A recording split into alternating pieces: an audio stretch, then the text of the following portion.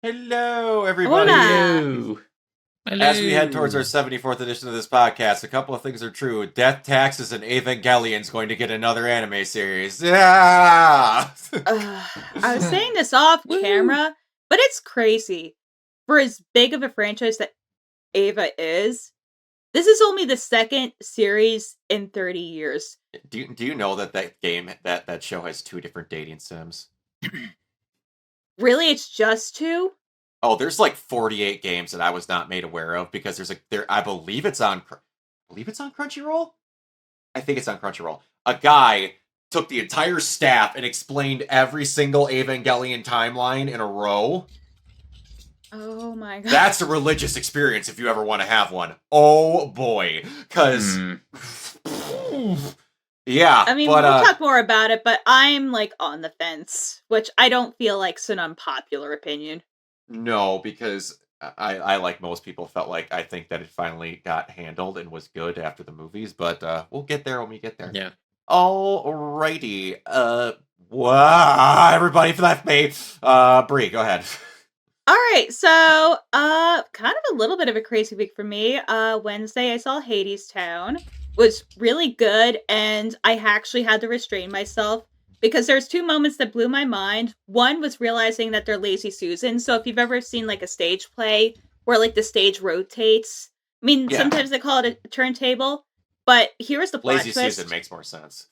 Their Lazy Susan was also like a hydraulic lift. So it went up and down while it rotated. So I Whoa. took every strength to not say like holy shit in the middle of the theater because I know like the mechanics behind that and like the computer stuff that you have to do. I'm like, holy shit. Holy And hell! Hi, everybody! Oh, jeez. And then the other cool part was the stage transformation. Like, so Hades Town, just for like context, like here's the abridged version. It's like an adaptation of the tale of Orpheus and Eurydice. I'm probably mispronouncing this because I've had a week, but it takes place in like 30s, you know, Southern America, like that kind of thing, you know. Late prohibition, you know, like that kind of time with like factory towns and whatever. So the one stage in Act 1 is completely different. Mm-hmm. But in order to go to the underworld, it transforms in real time. And it just becomes this massive set of like pipes and everything. It was one of the most insane things that I've ever seen. Oh no, and like I've tried to find the transformation in like a slime tutorial, aka bootleg. I haven't found it yet, but a great production. Had a really great time. Had some decent pizza afterwards, and then the other kind of big thing for me was I worked editing like a pilot I did a while ago. I kind of added some new stuff just to because I felt like it, and I finally did like my breakdown outline for the planning of my screenplay. Oh, and the Ghost Adventures movie episode of the podcast is finally out. Over 4 hours of recording time, an hour and 35-minute podcast where I nearly died. Like this thing was such a shit show, but it's a great episode. I can imagine. Kiana. You're muted, Kiana. It's been a crazy week. Sorry, you're good. I was trying to type something out, so I'm sorry. No, you're good. It's been a crazy powerful. week. It's been a crazy week for me. Just a lot of things going on. This week is kind of loaded up. We got the Alan Wake 2 podcast tomorrow night, Rock. We got my best friend Red's birthday stream coming up, which is going to be 2 days of 12-hour streams. So be there. Damn. Yeah. I'm hoping that I have some time also to take breaks in between events because I'm going to be hosting a couple of them. Yeah, so it's just been a lot of planning and a lot of gaming this week. I won't be able to finish Alan Wake 2, unfortunately, so I'm gonna have to just watch things about it and just maybe talk about. To be honest, if you watch, I'll be the new guy. If you watch cutscenes to wrap you up, a lot of it is walking around and getting items, so you'll be good as long as you actually get story beats. So you're good. Yeah, yeah. And of course, we got some crazy news this week as well. Yeah. We had some good news the previous show, but this show we have some bad news happening. Not so much. Some not so good news. Oh. But anyway, so it's been, I mean, I feel like so far this week has been kind of a mixed bag. Yeah. Mhm. But, the world keeps on spinning, as they say. So, yeah, just a busy week, but a good week, hopefully. I'm thinking this weekend it's gonna be a lot of fun. It's gonna be very tiring, but it's gonna be a lot of fun. So, yeah. Oh, yeah. Good times. Mike? Yeah, this is first week on the new job, so Ooh. that's a little bit exciting, and also, still got a lot of work to do on the house. While I'm at work, my mom will be taking care of a lot of that stuff. Over It's the going to weekend, be real jarring seeing you broadcasting from a different area. It was hard enough for me when you redid the wall behind you.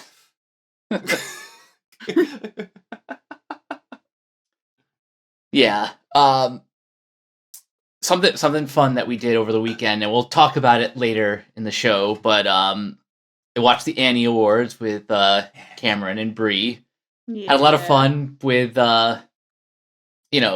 commenting on the ceremony, both good and bad. We'll get to that later. Right, and especially apparently Patrick Warburton really hates David Spade. Somehow that tracks to me. I don't know why. What did I wonder if something happened during Emperor's New Groove? That is a great question.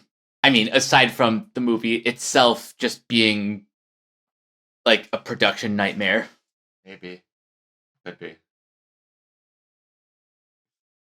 The book at Cusco. Oh yes. It's all coming together. It's all coming together. Yeah. Cusco. Cusco's poison.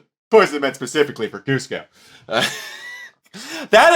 is like, I can't remember where I saw the post, but it was such a calling out post for white males that it was so bad. Damn. It was like like 5 factoids. I can't remember what it is. It was certain number of sweaters, something, something, something, and the 5th one was every one of them has an impersonation of Patrick Warburton. God damn it. So Umbreon, there's search for a Oh my documentary God. that Irene. Disney. Yeah, I was about to. I'll address that in a sec. But Umbreon, watch the Sweatbox if you can find it. It's the documentary Disney doesn't want you to watch because it is woof. But yes, Brock, I would pay money to see you in a Kronk cosplay. I would need to get a muscle suit because I would look so fucking scrawny. But a Kronk cosplay would be fucking fantastic. I would honestly sooner probably do Joe from Family Guy. God. Oh, but okay. What did I do? This last week was kind of I'll do Yee's but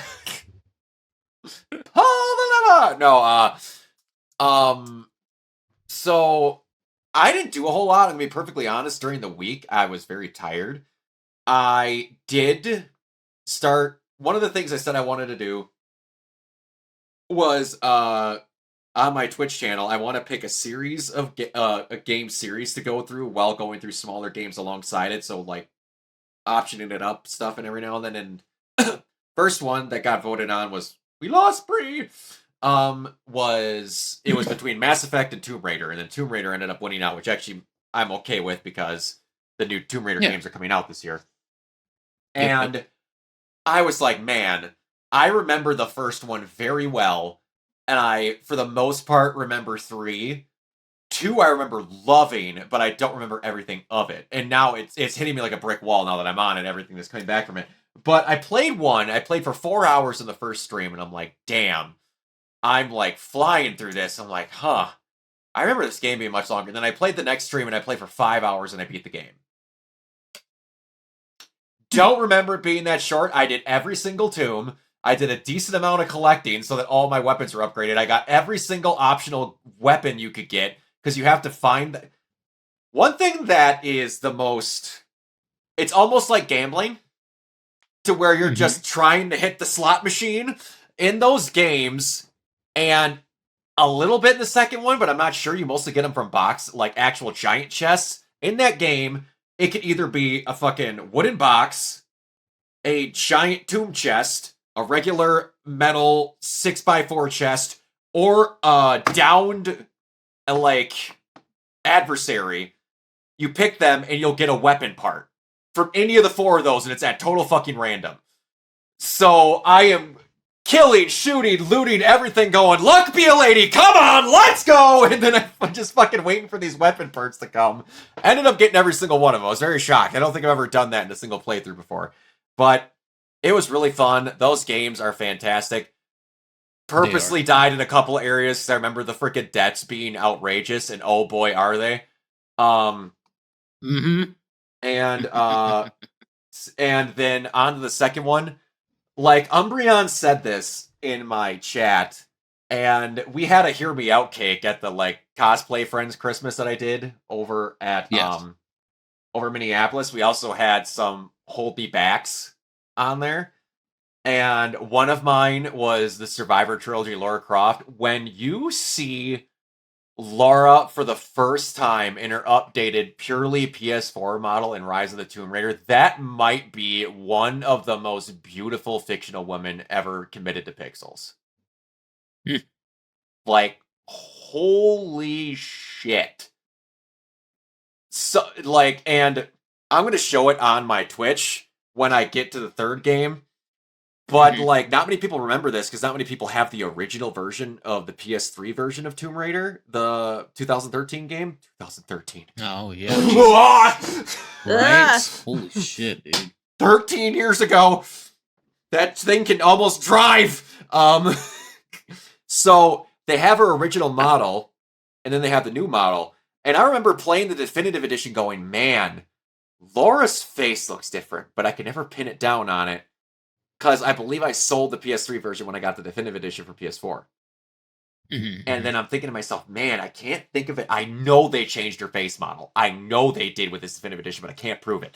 And then when you finally get the Shadow of the Tomb Raider, they have just ass loads of costumes you can go through. And one of them is the original 2013 version of Laura, right next to the definitive edition of Laura. And you switch back and forth between them, the bodies stay exactly the same, but it looks like they went from mild-mannered, attractive women to porn star.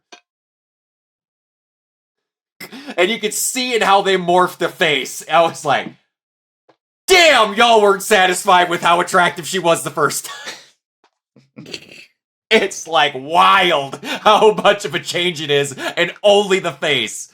But yeah, finished that up. Didn't realize, since we're going to be talking about it later, that Sam, is it Nishimura? The friend that tries to get sacrificed to, like, the sun god to, like, get them off the island. Yeah. She is voiced by Arden Cho, the talking voice of Rumi from K-Pop Demon Hunters. Oh, nice. Oh yeah, I forgot she was in a few games. She was, yeah. And oh boy, does it not sound like Rumi. That girl's got range. But yeah, that game was really good. The only thing that bugs me, and this we'll get on after this, but yeah, I don't know if I'm just so used to playing Horizon and waiting to go back, but like when you draw back a bow or a weapon, and this is other games that I've done here, and I don't know if it was a conscious choice on them, there's like no impact when you fire. You don't feel anything. Yeah. Like, and when you start, and most games, when you have a bow, it starts like this. In Tomb Raider, when you pick the bow up, she starts like this. And then you draw further back. Yeah. Oh, it's just like, I don't remember that. But then when you, like, you just pull back, draw, shoot, pull back, draw, shoot, and there's no rumbling, there's no, like, tension, there's no nothing. It's very weightless, and it's weird, but I got used to it. But I'm just so used to having it in every video game that I played that it's very awkward to come back to. And it's not in the second game either. I remember it being in the third one, so we'll see. It's just, it's weird. But it's weird when you're used to having like the vibration feed, the haptic feedback, or the adaptive triggers or anything like that. Yeah. I really realized how much of a difference that the actual haptics make just on basic shit. They really do. It's outrageous. Because people were like, it's not that big of a deal. It's like getting off a drug. when It you're really going is. back It's to a the huge original. deal, it's honestly. just motionless. There's nothing there. And I was like playing Returnal again recently, and that one has one of the most just like we used everything on that controller period type of games, but oh, I cannot wait. It's like the difference between going to like a normal Xbox like controller from like the Duke. Yeah. Like for People Mike, don't realize how much of a quality of life change that was. it is for like in a Mike good way. for Mike and Bree. When you got the DualSense controller, they gave you a free video game with the PlayStation that will like show you just how fucking cool this thing is. They barely advertised this controller could do all this shit, by the way, before they sold the PlayStation. They just went, no, play this free demo of all these worlds we gave you for nothing. Like, you go walk on grass to metal ground, and the ticks under the controller that you're feeling of it walking, like, actively change. And, like, you walk across this plank where air is being blown at you, and you can feel it brushing up against the side of the controller. And, like, in the Demon Souls remake, like, there's the very first start, like, one of the beginning weapons you can get is kind of like a spear, like a lance. One of the many things that I did when you're playing through it is I hit it and I missed, and the weapon scraped up against the wall. I felt the impact when it hit the wall from it to go down, travel down my controller like it did the weapon. And I'm like, where have you been all of my life? It's outrageous what that controller can do. It's crazy. And like everyone's like, PlayStation will do everything but make games. It's like, no, they'll make things other than games because people like to forget they are a technology company first. And it's nice to have. Alrighty, let's get back into this. Let's get our comments up in here. And nope. There we go. Alrighty. There, very nice. Alright. Kiona. Buy or sell that Radical Entertainment and Hothead Games have combined to make a new studio called New Radical. I so buy this. I'm so glad that they're back. And they're back with a slightly better name in my opinion than Hothead Games. Although Hothead's kind of cool in its own way, but yeah, it's so nice to see Radical come back even in a different form. It's great to have them back. It's great to see them acknowledge their past works as well on the website. So it's very cool. They're going to get instant good money if they announce a new prototype. Oh, hell yeah. Or if they just announce remakes of the old prototypes. It seems like it's coming. It seems to be coming. I know one. I don't know. Weren't people like? Weren't we just talking about it, or somebody was talking about like prototype coming back? Somebody was. We were. Maybe it was Max. I think we were during the Game Awards. Too. Yeah, weren't we talking about prototype? Yeah. Yeah, we were. So I love prototype. One step closer. Yep, absolutely. All right, Mike, buy or sell that Ed Skrein has been cast as Boulder in the God of War live action series. You know what? I buy this. Good cast.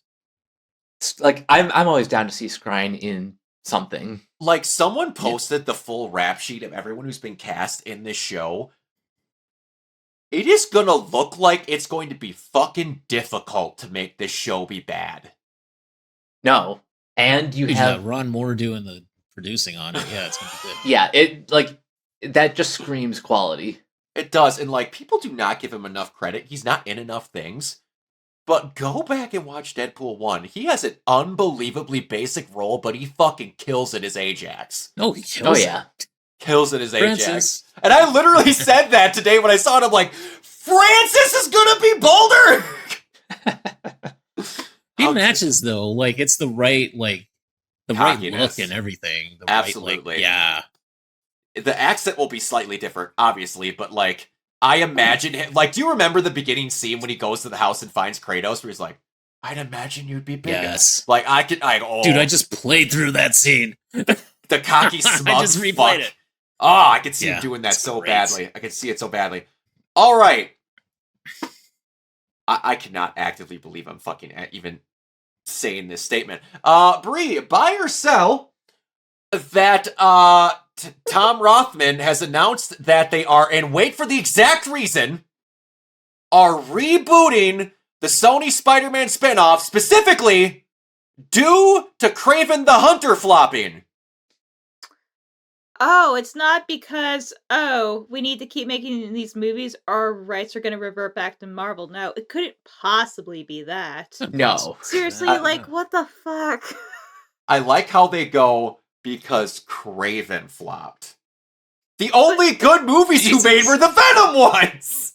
The Yeah, rest of them like- flopped. But also, like, didn't the Craven one do, like, the least bad of, like, the recent ones? Of the recent ones, it was the best movie in my opinion because it was actually like a movie. Mhm. I'm just saying, not Yeah. just critically, but, like, financially.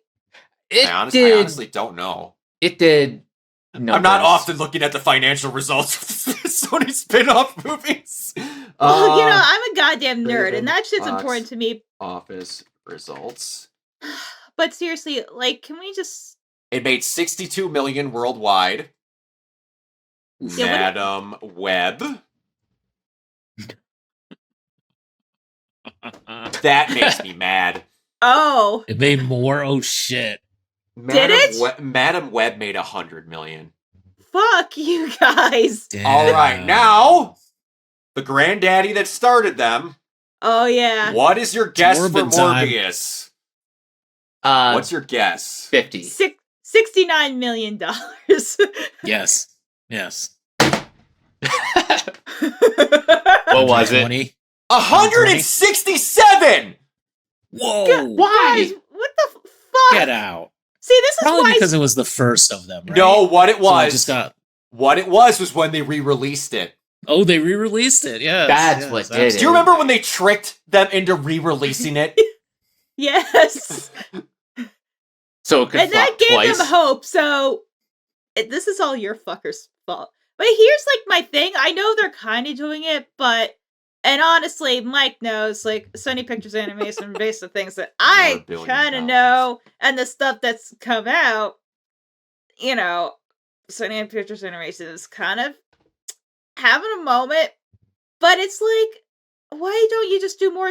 I know they're doing it with another story that we're doing with, like, Venom, but, like, why can't they just be these animated films? Like, if you're gonna keep doing live action movies, like, just have it be like the Tom Holland Spider-Man thing. You can at least get like 3 more movies out of the guy. Like, why are we doing this? Because here's the thing. We're gonna get off this afterwards. They didn't use the 2 characters that would actually work best to make fucking movies out of. You have the Prowler and Black Cat just fucking sitting there, and you chose know, Madam right? Web, Morbius, and Craven. Like, those... Raven, you could have actually done something with. Craven was actually close. Yeah. Yeah, like, if they did something more in the style of Craven, and also, not gonna lie, that Spider-Man Noir series doesn't look that bad. No. But I'm like, there was, like, so many ways you could divorce it, like, not even have to mention Peter Parker, and I don't mean, like, in an awkward way, but just completely, like, divorce them, because a lot of these characters have been featured in stuff other than Spider-Man stories. No. Oh, you mean or do you mean Ben Parker's son? Yes. Which Madam Web Ben said Parker's 500 times. Ben Parker's son, yes. Oh my gosh, they were more concerned with showing the correct angle of a fucking Pepsi than they were with avoiding saying Peter Parker's fucking And also, name. you could tell those Pepsi cans were CGI because not once did she ever open one. People, okay, this is gonna be the only time that people I'm gonna say 2 things about Madam Web and then we're moving the fuck off this. There is a good story. There is a fucking 7 movies stuck in that 1.5. Because, like, the Yeah. actual story of, like, her raising the girls because feeling like she didn't need kids, to her getting blinded and them helping raising her, where she realizes kids are actually, like, a good thing. She was just blinded to their usefulness and she guides them and this stuff. And then it just wasn't.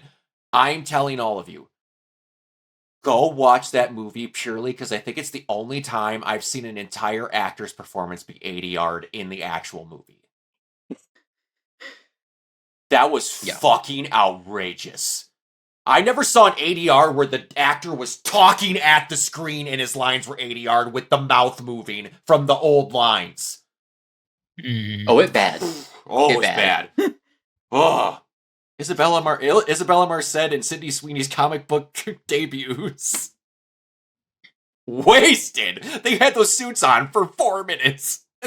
If even that. If even that. I'm counting the shit at the end. Maybe it gets close to that. All right, I will buy or sell this one.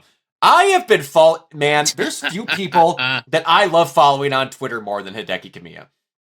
That dude is the most stern, just I don't give a fuck about you people ever in my life, and I love it to death. Just absolutely love it. He loves calling people insects, and it's so funny. Ex-Resident Evil director really Hideki funny. Kamiya has criticized people for leaking Resident Evil Requiem. A detestable That's act that good. destroys everyone's happiness and deserves 1,000 deaths. May you be cursed to never play video games again. Damn. Honestly, I think he was a little late on them. Because seriously, like, if you're doing that shit, you like, I'm sorry, like, you're like such a piece of shit for doing that because you're gonna get people fired. You Mm. are. I need to. Yeah, and it's just, man, he has been burying people left and right. I've been sending some stuff that Alan Wake gave or take. Oh man, it was woo, she's spicy. That's like a step away from wishing somebody would step on like discarded Legos for the rest of their lives or something, you know? Damn. 100%. All right, Mike, buy or sell and/or creator Tony Gilroy on his approach to if you were president of Lucasfilms. If I was going to do that job, I would rather go down swinging. I'd rather go down in flames. As low risk as my life is, my creative life is pretty high risk, so I'd like to swing away. Safety has never been one of my navigational principles. Bye. Great Bye. fucking quote. Oh my, that's the whole problem is there needs to be more Tony Gilroys in this world. Absolutely. For real. There does. Bree, buy or sell that an animated Venom movie is in the works with Zach Lipovsky and Adam Steen. Final Destination Bloodlines directors are set to direct, and Tom Hardy is involved in some capacity. You know what? I buy this. This sounds interesting, and it sounds different from And the it is rated R, Spider-Verse films. supposedly. Well, I think I saw like that the new Predator movie, and they're like, we could do that with Venom. I mean, it sounds interesting. I mean, it'd be cool to actually just kind of fully go into the gore with Venom. You know, I mean, the Hardy movies kind of did that, but kind of just go fully into that. So I would rather see more of that than whatever the fuck's going on over at the live action division. Go the Mac I version hope- where he's just straight up a cannibal. I hope if this movie does well, Sony actually gets back to Gendy and says, "Hey, so you know that Black Knight movie? Oh my god, yes. Yeah, no, I wish. need that." I wish. Mike, buy or sell that Marlon Wayans says the first trailer for Scream 6 will be released on February 27th in front of Scream 7. Yes, I buy this, and it's, to be honest, the only reason why I want to see Scream 7 in theaters. It is going to be cool. I mean, Not it's gonna lie. kind of fitting because Scary Movie as a franchise would not exist without the first screen. Yeah, exactly. You're not wrong. Girlfriend and I love Bloodlines. Yeah, it was good. All right, I'm going to do this one. Kristen Bell has been cast as Amy Rose in Sonic 4. I do buy this. I'm trying to remember. I was fucking dead set on someone, but I can't remember who it is. Was it Kimiko Glenn? No. Anna I Kendrick? just- Anna Kendrick is who it was. Yes, you're correct. I wanted it to be Anna Kendrick. I am just see that too. I am just happy, and I saw a chorus of Twitter light up. Like, I'm sure she's a wonderful person, but I'm so fucking happy it's not Aquafina. I don't understand A, the backlash, but B, like, why people even thought it was going to be her. Because it's just female role, and everybody thought it was going to be that right away. But The thing when I'm you- not getting is but I'm when you seeing look people at that are her- upset at Kirsten Bell.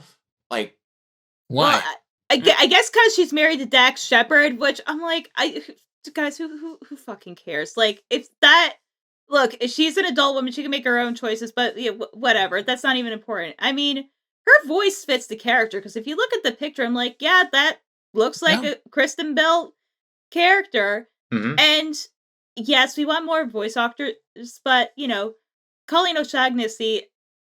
The reason I feel like she was cast, I mean, yeah, just for the fans of Bone, and also realistically, do you think a celebrity voice actors could do like that kind of boy voice like even better versus a professional. No, Oh, and God, no. I'm gonna be really honest.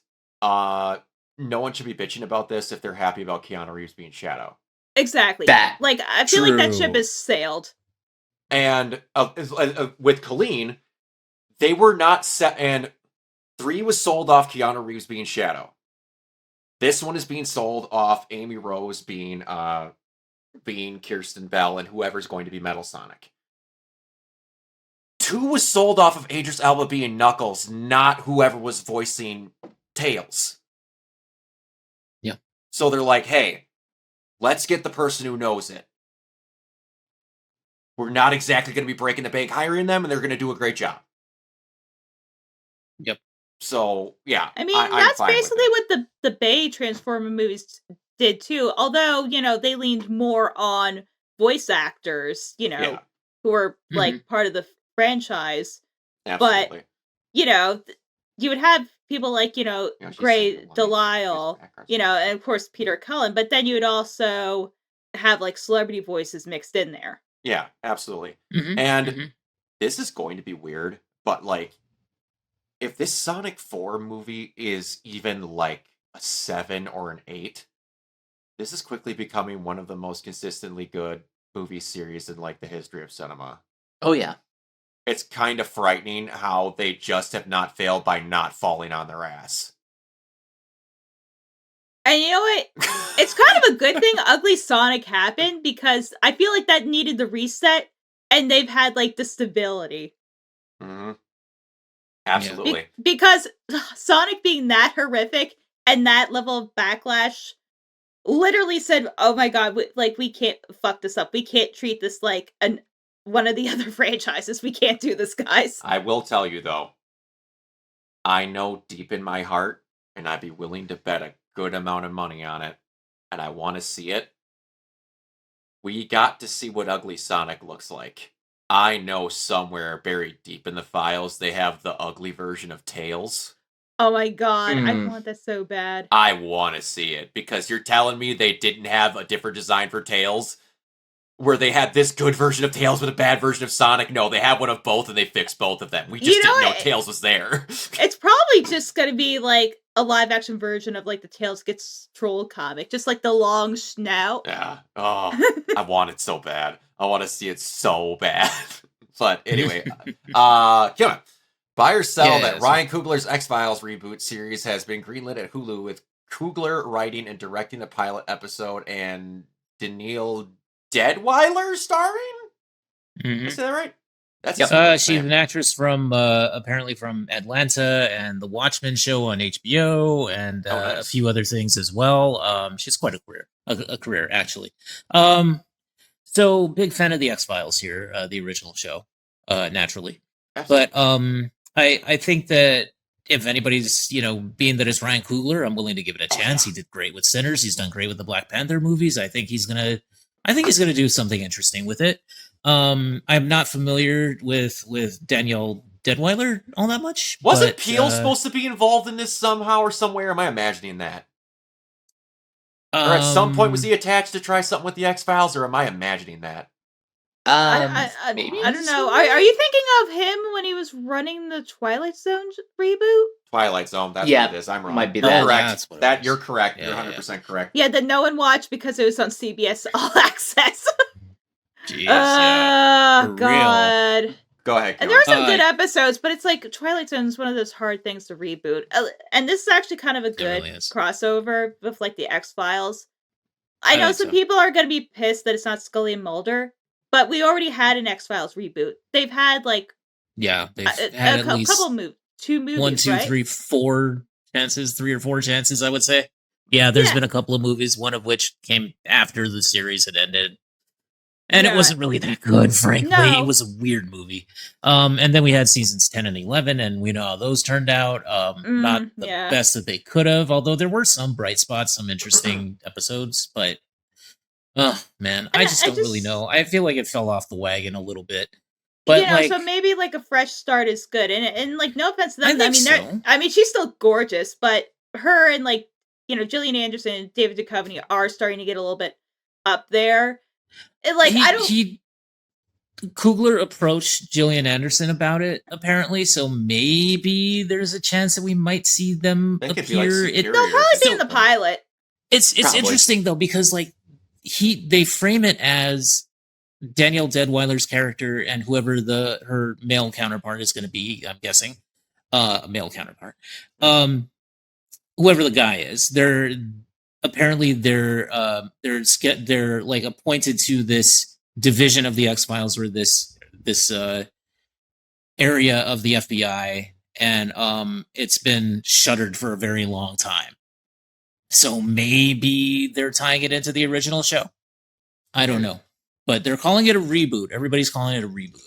So I don't know if it's really a reboot or a sequel series. It could be But a we'll see. soft It may sounds reboot. more like a soft reboot or possibly a sequel series, because I could see like I could see Scully and Scott- Mulder appearing. yeah, like Really? that them, they've been off like the grid for like a hot minute saying, hey, like Mhm. this is the truth, like, punch Yeah. in. And then that's Yeah. how they restart the division. I mean, Bananas. whenever like things happen, or whenever like I don't know, I was gonna say like, depending on the viewership, maybe in a season 2 or something, I could see them appearing, or maybe in the pilot, like you say, Brie. Maybe, I don't know. We'll see. Yeah. But yeah, Ryan Coogler doing it though, I think that's a good sign. There's already been a contingent of people. I won't dignify them. Oh yeah, we already But yeah, there's know. already been a contingent of people that are complaining about it and that are being really gross about it, and just fuck But off. do you We know, don't need but your do you know, like viewership anyway. how many people would this kill for like a Ryan Coogler produced thing? Because he is on like Right? such a generational run He right is now. he's on a good run here. Yeah, Oh yeah, I'm excited for it. Honestly, Oh, I'd like to see 100%. it. I'd like to see it for sure. 100%. Got a Buffy reboot or a Buffy sequel series coming. We got the X-Files reboot / sequel series coming. I'm pretty happy. The '90s TV fan in me is happy. So. Now we just need to get Punk rebooted. God damn. Mike, Damn. I'm going to assume this is yours. Oh, yes. I put in our segment of the soapbox / social media was a mistake, because we actually do have one of each this time. Mhm. So, yeah, apparently I need to re-explain how Rotten Tomatoes works in 2026, because Somehow people still don't get it. yeah. So there was a movie that came out last weekend called Psycho Killer, which debuted. Okay, so there were no press screenings as far as I'm concerned, and the review embargo was held until after it had already opened to the public. So it opened to 0% on Rotten Tomatoes. Now, people would think that this is like, oh, the worst movie ever, but no, to get a 0%, all you need are like all you need, first of all, to get a negative review, like a Rotten Tomato, is anything below 3 out of 5 or 6 out of 10. But you can collect like a bunch of those, and it still doesn't mean a 0%. Like, it's 0% good. It's just there are 0 positive reviews, and I'm sure that number has actually gone up in since that movie was released. But still, the point is, people need to understand how the website works, and even the people who are running the website need to know how it works, because one of the dumbest things that they've done is remove the average score. Are you kidding me? Like, I don't even know if you can even find it on the website anymore.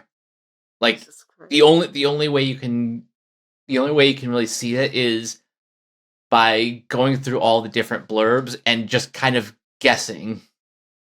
Wonderful. So stupid.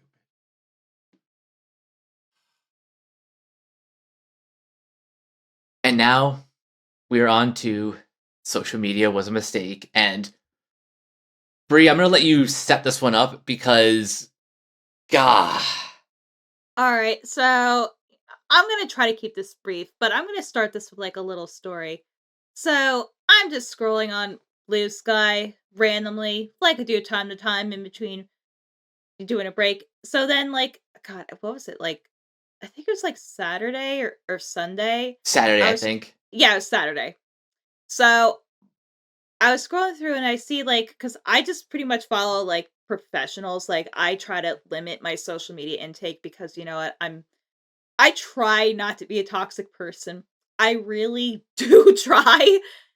And then I keep saying like all these things from like mutuals and people that I follow, and I'm like something about like creators. I'm like, what the fuck is going on? So of course, me being a slightly nosy person, I had to investigate. And lo and behold, I had my own prejudices, confirmed once again that animation fans are stupid and selfish and deserve nothing. So this is about the Amazing Digital Circus and its creator Gooseworks, who said something completely harmless and actually kind of rational, where she said that Pomni and Jax are the main characters, and yet for some reason people took offense to this and Of course. and Why were not? just harassing them, like saying a bunch of things that Which by the way, I should say this, and Brock, this will make you smile. Oh, I Just can't wait. just for context, Gooseworks is a trans woman. Which, isn't it funny that this keeps happening to female creators? Oh, of course. Yeah. It do. Like it got so bad that at one point they were kind of frustrated and said, like, when the show is done, I'm just gonna like I just want nothing to I just don't want nothing to do with this. Like it was partially a joke, and some people took it out of context, which you could debate that, but like the journal's sentiment was that she was just like tired of this shit, and then she ended up deleting her Reddit account because she just kept getting bogged down. And like this is again why animation fans, for as progressive as they claim to be, are just like the biggest hypocritical shits on the face of the earth. That she felt like the need to apologize, like bitch, you don't need to apologize. Like, I get that you're trying to be professional, but you don't owe them anything. Mm-hmm. No, and I don't have anything to comment on this, but I can do more with social media being a mistake with stupid fucking people. Restart the clock that I'm talking about, Gachiaka again. And so one thing that's become popular, as it does become with all things, when you have like multiple characters and a very easily template to make these types of characters, is OCs in fiction. And for those that don't know, these are what the covers of the like albums of Gachaca to look like. It's always this lettering, a different coloring, and then these two side panels, and then the character in the middle. And it's always got Keirana and on that side. And typically there's some stuff online where it's got like signatures and things like that from K. And all she said was she didn't want people putting their OCs in the same art style on the cover like that and being shared online, because there is beginning genuine confusion from new readers on what are real and what are fake covers. Which is happening a lot. Happened to me. There were certain characters I thought were in the show because people were so good at mimicking her art style that I didn't know if it was a real character or not until I looked into it more. And all she said was, don't put it on the cover and stop copying and pasting my signature with the character when you post it. Oh. Because like Yeah, they're putting her that's a little signature on the different then. cover and shit with it. All she said was, yeah. don't put it with the cover image because it's confusing people. And please do not copy, paste, and trace my signature and things with your photos. You're more than okay to do OCs, just don't do that. And everyone went, she doesn't want us to fucking draw our own characters. This bitch doesn't like us to be creative. Why does she hate her fans? Gee, I wonder why. She only said 2 things. Don't copy your signature and don't make a cover image of it. You can do whatever the fuck you want with it otherwise. This is why mangaka don't engage with people online. We were nice enough to get one that did, and y'all fuckers are gonna drive her off social media. I mean, they did the same thing to Taito Kubo like a decade ago. Oh. And this is why, like, his old G account he nuked years ago, and the account that exists now is just like a PR one that I doubt half the time it's even him posting it unless it's a piece of artwork. Yeah, it's fucking... it's ridiculous. But anyway. Alright. For those of you that don't come to this podcast to listen about gaming news, I apologize. This is not the podcast you're going to want to be listening to this week. Because that's going to be the lion's share of what we're going to be talking about. Specifically, 2 items. PlayStation and Xbox's insatiable need to one-up them with bad news. Oh my god, yes. And a rough No. week. A day later! Alright, but we're going to start off with the people that made the first stupid move. And it's going to be Bluepoint is being shut down. For those that don't know, they are a studio that has done mostly Exemplary work. Exemplary work, but they have mostly done like collections, like the God of War collection, the Nathan Drake collection, a couple other ones on PS3, and then they did the Demon Souls remake, and they did the Shadow of the Colossus remake. That are all unbelievably exemplary great games. Shadow of the Colossus remake is one of the most beautiful games I've ever played in my life. So Yes. they have not put a game out in Since Sony acquired them, I believe. since the Demon Souls remake. Since the acquisition. Yeah. Yeah, so Since technically Demon 6 Souls. years. 6 years Yeah. technically. Now, not completely their fault. Now, and there's reporting coming out. I'm not going to say what stuff's true, what's not. I'm just going to read some stuff that's being reported because some stuff is making it look a little bit less like Sony's fault in that part of this was Bluepoint choosing a product they probably shouldn't have done. And there's stuff that goes both ways. Again, I'm not going to choose either. This situation sucks. People are losing their jobs. I'm just reading the things that I found. Yeah. All right. So, Detective Seeds, a guy who's pretty well known for finding stuff out and looking into things that I've seen a good amount of times get good stuff, so that's why I'm even looking through this. It's quite a bit, so I'm just going to read through it and then stop every now and then. All right. So on Go ahead. 2/20, I communicated with 2 employees via LinkedIn who were with Bluepoint. I reached out on LinkedIn via messages to numerous employees. 2 talked to me. 1 said not right now, as they technically are still employed, and the others did not respond. I talked to them separately in messages on the condition of anonymity. Each of the individuals had different roles in the studio and were completely different departments. Prior to putting this info out, both confirmed they're no longer employed with the company, and I'm only sharing this info so there's no risk of job loss at their sources. If they're still employed, I would not be sharing it. Both stated that the God of War live... Were you going to say something, Kiana? No, I was just saying it makes sense. Oh, okay. I didn't want What to he was stop saying, you. Yeah. Go ahead. Okay. Both stated the God of War live service game they were working on was pitched by Bluepoint to PlayStation during their work on God of War Ragnarok. Those that don't know, they were a support studio for Ragnarok.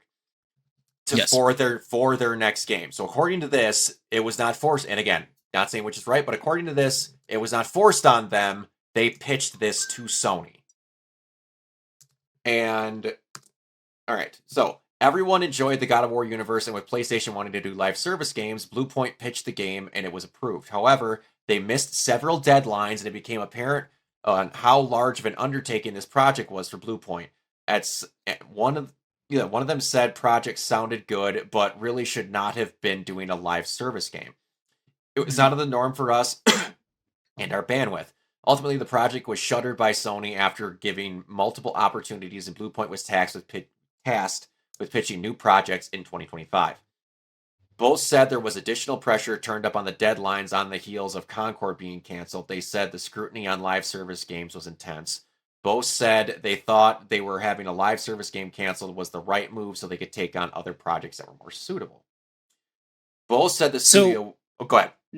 Judging by what was reported there, I think maybe what it was, and this is just me speculating to be perfectly clear. Yep. This is just me speculating, but like I think what it was that maybe they really like liked what they were doing with God of War Ragnarok and the aspects of the game that they were working on. Maybe they really liked the combat system, for instance, or something like that. And they thought, hey, you know what, we can do something with this. We can make a different sort of live service title. Yeah. Because I would think that a company like that does do very good work. I would think that maybe they saw something specific that they were wanting to do something different with, you know? And being that the push was for live service games under Jim Ryan, it was live service games. So maybe they thought that they could do something unique and different and try to push out a God of War, you know, live service title with like really cool combat or something. Like I wouldn't mind playing that in a live service environment.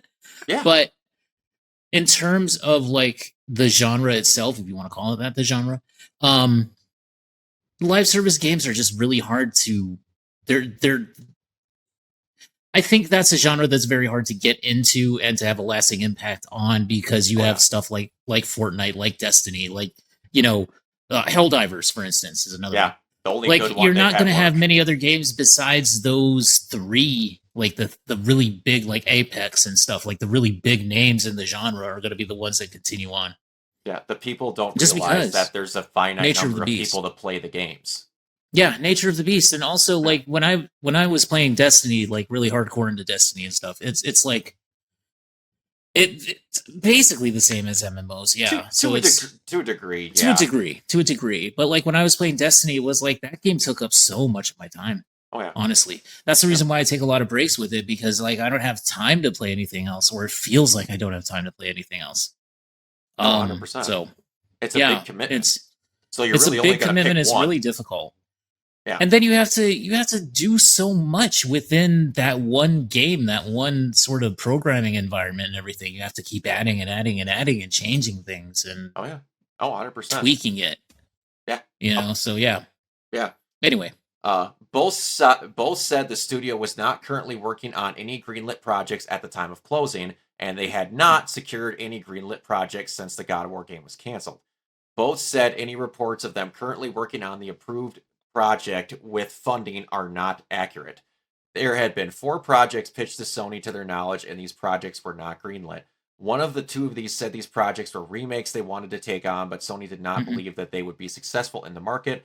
Both were apparently single-player experiences. I did not ask if I could have the name of any. I did ask if I could have the name of the projects. Both said no. They said the reason is at least one of the pitch projects is now being worked on by another studio, and they did not want to be responsible for putting that info out.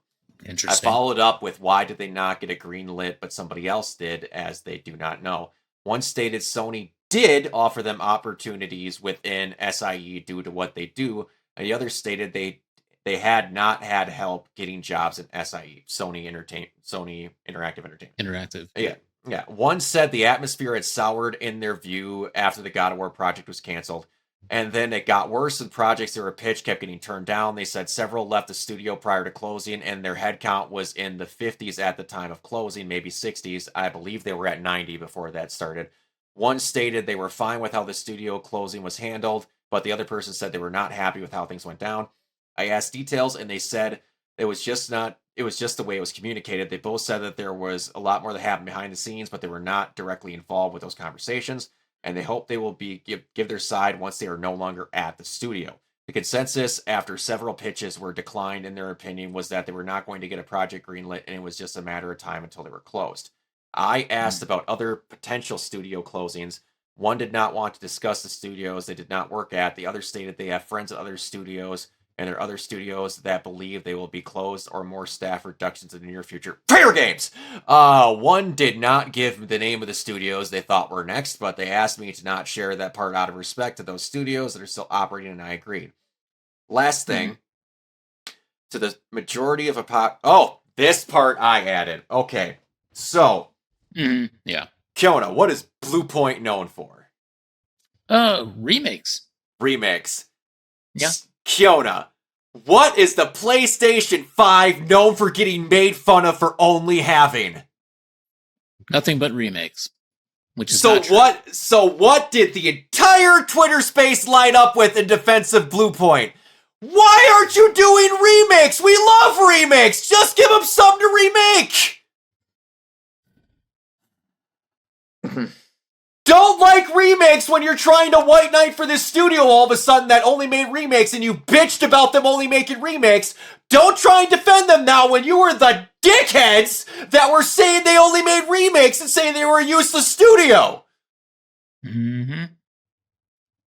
Now what's weird, and you and me even talked about this during the last podcast, Yeah. Santa Monica is remaking the God of War trilogy.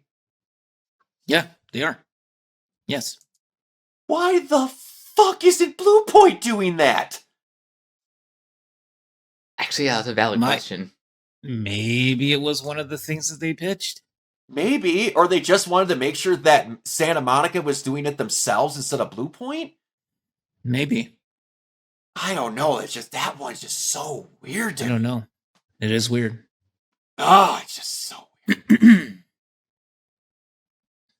But yeah. I'm really not sure. Yeah. I don't know what to make of that. Yeah, the other part of that was when Bluepoint was being shut down and all these hypocritical people, none of them said, hey, give them a single player or a gas game to make. No, have them make another remake. Jesus. Stop being hypocritical douchebags. If you're going to hate Sony, hate them all the time. Do not come to the defense of the studios you hated Sony by then rooting for the things you bitch at Sony about. Yeah, exactly. Exactly. All right. Anyway, I'm thankful they took the time to communicate with me and that I would not use their names. All the research was done through LinkedIn to make sure to follow the news and updates and all that stuff. There's going to be more stuff to that coming out. I assume that this is going to fucking explode once these people are no longer under the actual studio. Yeah. Mm-hmm. Yeah. So that'll be the time. And now, hey, guys, I was sitting on Twitter. To say the least, though. Disappointing to say the least. And when when I'm saying this next statement, this is not me casting a light on the fact that Bluepoint Studios is being shut down. I'm sitting there and I'm like, you know what? This is going to be a really odd podcast. I'm going to be walking into this podcast and I'm going to be ripping on Sony and I'm not going to have a fucking thing to say about Xbox. I close my eyes and wake up the next day and Phil Spencer and Sarah Bond are both out and they fucking hired an AI person to take over. It was 12 hours and they outdid Sony. Is that a record? For them, it is. Okay. I couldn't fucking believe it. And do you know when the Xbox 25th anniversary is? Later this year. You're gonna fucking sit. Like, wait, you're gonna sit here. 25 years You're ago. gonna fucking sit here and tell me that there's nothing wrong with this situation when Phil Spencer wouldn't have rode out to the fucking 25th anniversary of Xbox before he retired? He damn well would have. Yeah. All right. Yeah. We got some shit to go through because this gets more fucked the more it goes on. Oh, it really does. Yeah, So, I got something to read for us too. Oh, absolutely. Oh, absolutely. I didn't put that in the doc. You said it before I put it in there, but I know exactly what you're talking about. All right. Yeah. So Phil Spencer, CEO of Microsoft Gaming, retires. Yeah. Retires. I had someone quote this where the retiring sounds like you're going to get fired on Tuesday. Would you prefer to retire? Would you prefer to retire on Monday? Yes. Yeah, that's what it sounds like. Xbox president, Sarah Bond quits. Doesn't retire. Quits immediately after. Quits immediately. Yeah, and then Asha Sharma, president of Microsoft Core AI, has taken over as CEO of Microsoft Gaming, and Matt Booty, the fucking captain of Falling Upward, has been promoted to COO of Microsoft Gaming. That man has not done a properly good thing in his entire goddamn life. And it's like so obvious and transparent that they're just throwing her under the bus. You know, to say, oh, this regime change was necessary. Oh, yeah. Sarah Bond got thrown under the bus. Don't you worry. We're got plenty more of that. All right. Sharma, I'm going to take you through Sharma's list of accomplishments. Asha Sharma, yes. Please She is the former VP of Product and Engineering for Meta. Because God knows that makes me feel better. But don't wait. She was also the COO of Instacart. Yay. And most impressive, She was a board member at Home Depot. All right. That just screams gamer cred right there. And what screams gamer cred, Kiona, is that ever since she got announced, yeah, her Twitter has been getting gaslit by all these people that thought Phil and Sarah were the saviors of the universe and would suck the farts directly out of their asses if it meant that they could make fun of someone from PlayStation. Threw both of them underneath the fucking bus, out the door, directly into the pond, and went, oh, Asha, you're going to be so good. You're responding to us. And she is writing all these things. All these responses are the most auto-generated horseshit I've seen in my entire life. And then they show her gamer score. You know what's really great about gamer score? You can look the shit up. And nowadays, you can find out how much of an actual game a person's played because of the trophies or achievements. There was 8 games on there, and all of them barely had the first achievement, which means you barely played the fucking game because the first achievement is basically just getting through the tutorial. Mm-hmm. Then after like days of all this going on, magically, this totally tone shifted, different style of writing, different style of punctuation, different style of paragraph forming, tweet gets sent out going, oh, ha, ha, ha, ha, ha, oh, yes, fake replies would be so bad, LOL. Me being the former head of AI would never hire an AI to run my Twitter, oh, ha, ha, ha, ha. But oh, yes, and the gamer score thing does look weird. I just happened to start playing video games last week with my family to get a view of all of your world. Oh boy. This person also in an interview last week said every application should be an AI application. The fuck? That's But not wait! surprising. It's not surprising. There's more. So, Xbox... yeah, there's a lot more. Oh, so Sarah Bond was the person who supposedly drove the Xbox everywhere, anywhere strategy. Right. Even though Phil Spencer was pitching that horse shit in 2016. He was, yeah, before she even got propped up. Yeah, but don't worry. It was Sarah Bond only that was doing it. Her "This is an Xbox" ad campaign confused and offended internal employees. Offended. Staff saw departures coming for both the leaders amid hardware sales decline and strategy shifts. Many current former employees felt relieved at Bond's exit, citing her as difficult to work with. Mm. And classic. Microsoft says no studio layoffs are planned, and the new team aims to refocus on console users' human-made games and the renegade spirit. Yeah, sure, Jan. In quotation marks. Sure, Jan. So you're telling me internally, people at Xbox were upset that Sarah improved and marketed their cloud service, but they were okay with Phil giving away their exclusives, plus their oppositions, buying up all these studios and doing very little with them. I'm not saying that, oh, that's yours, Keon. I'm sorry. I'm taking your words here. I thought, no, go. That's you. Yeah. I mean, I'm not, yeah, no, you said that, and I said, yep, me too. Yeah, it's fucking outrageous. But I agree with you here. That she wasn't perfect, but it sounds like she's being used as a scapegoat. I think you said that, and I said yes, me too. Yep. I said yes. I think that she's definitely being scapegoated here. 100%. I mean, I think to a 100%. degree, even to a degree, I think Phil got forced out. I think he was just either he was forced out or he was just like, you know what, you guys are going to continue on the road you're on. I can't do anything about it. We're done. Yep. I'm pretty sure, I can't remember who it was. I think it was Luke Stevens said, Phil got told you're being fired on Tuesday. Would you like to quit Monday? Yeah. That's exactly what it is. He's going to get forced out no matter what. I think that the reason why a lot of his decisions were also questionable, especially towards the end there, I think that a lot of those decisions were not made in a vacuum. I think that this was pretty much just the entire corporate structure and like Satya Nadella basically just saying, like, big boss at M Money, just saying that basically that this is the end for you guys. This is it. Yep. And you absolutely. either get in line with the program or you're done. Yep. And I think that that's what's happening. Yeah, and people, and again, I have no love lost for Phil Spencer on a lot of things. That man, Right.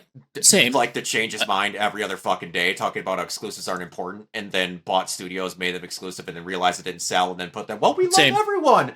Everyone should have these. That was my plan all along. Even though we have official emails saying we should just buy every studio so Sony can't have them. Yeah, look, I'm not saying that the guy was a saint. I'm not saying No, I agree with everything no. that he did at all. No, because no. I have gone on the record on this podcast and saying that You I have. don't like what he's saying and I don't like what he's doing. But This at least bullshit. Phil Spencer, at the end of the day, Phil Spencer had I feel that he had like the at least knew what gamers wanted at the end of the day. Mhm. And I don't feel that here. No. I want to give, I want to give her the benefit of the doubt as much as anybody else. But the thing of it is that just from her background and just from the fact that she's already saying it's going to be human-led games and all this stuff like that, just screams that no, Xbox is going to be, it's on its way out, man. This is like, I said this to a bunch of my friends already, like off stream, obviously, but I told them like as soon as this news came out, I was like, this is like watching Xbox just die. That's not slowly. a feeling, Umbreon. They've not a said feeling. that. They've said that. Oh my god. And to me it just feels like this is just Xbox slowly dying. It's been slowly dying for a very long time, but this is like it. This is like the last days, the last throes of it. Oh, yeah. And to me, at least Sega was quick, man. At least in that time, Sega was quick. It was like, okay, we're done. This is it. Now we're just gonna we're just gonna publish games. Now we're out of the hardware sector, and they did live on, but like this is like Xbox's last dying days. Is what it feels like. Oh yeah, and then like they were explaining about how Phil announced he was quitting. It was going to be the next week. And Sarah resigned without even an email explaining why at first. Oh yeah, totally. And then reading the email that she wrote afterwards, it feels like it was written with a gun pointed to her head. It really does. Because it was like, I am so happy of everything that we built and the great state that we left this company in, and God, no, please don't kill my children. Like it's that email is terrifying. Doesn't it at the end too? Doesn't she say that like Xbox deserved this or something? Ooh. Yeah, like there's something. Oh yeah, there's like and then the lines, guys. And then bringing back to Mr. Booty himself, gentle reminder that Matt Booty was the CEO and president of Midway Games when they went bankrupt in 2009. Yeah, he was poorly ran Xbox Studios, got promoted. Poorly ran Xbox Game Studios, and then Xbox Studios got promoted. What has he done in his tenure there? Nothing to elevate it. Nothing. He's done nothing. He's horrible. He's absolutely useless. Yeah. Yeah, so for the people that are like, no, and then I saw a bunch of Xbox people who are like, this is totally normal. Microsoft is doing nothing wrong. CEOs leave right away all the time. Here's a little snippet of time frames of CEOs leaving gaming companies. Fils-Aimé announced in February of 2019 that he was going to be retiring. He left effective April 15th, 2019. Ryan announced in September of 2023 that he was retiring. He retired effectively the 31st of March 2024. Bowser announced in 2025 September that he was retiring effective December 31st, 2025. Phil Spencer announced it last Friday. He's out to yesterday. Yeah. Yeah. That's fucking insane. That's insane. God damn. And they're making all these, like, Asha Sharma is making all these big promises about how it's not going to be just AI slop and how we're going to refocus our efforts on bringing things to the gamers and everything. If Phil Spencer and Sarah Bond couldn't do it, is she going to do it? Hey, Kiona, what was the exact term she said she was not going to bring? AI slop, right? AI slop, yes. What's the exact thing that I brought up as a topic that Satya Nadella no longer wants you to use as a term anymore? AI slop. Because their AI is going to be good.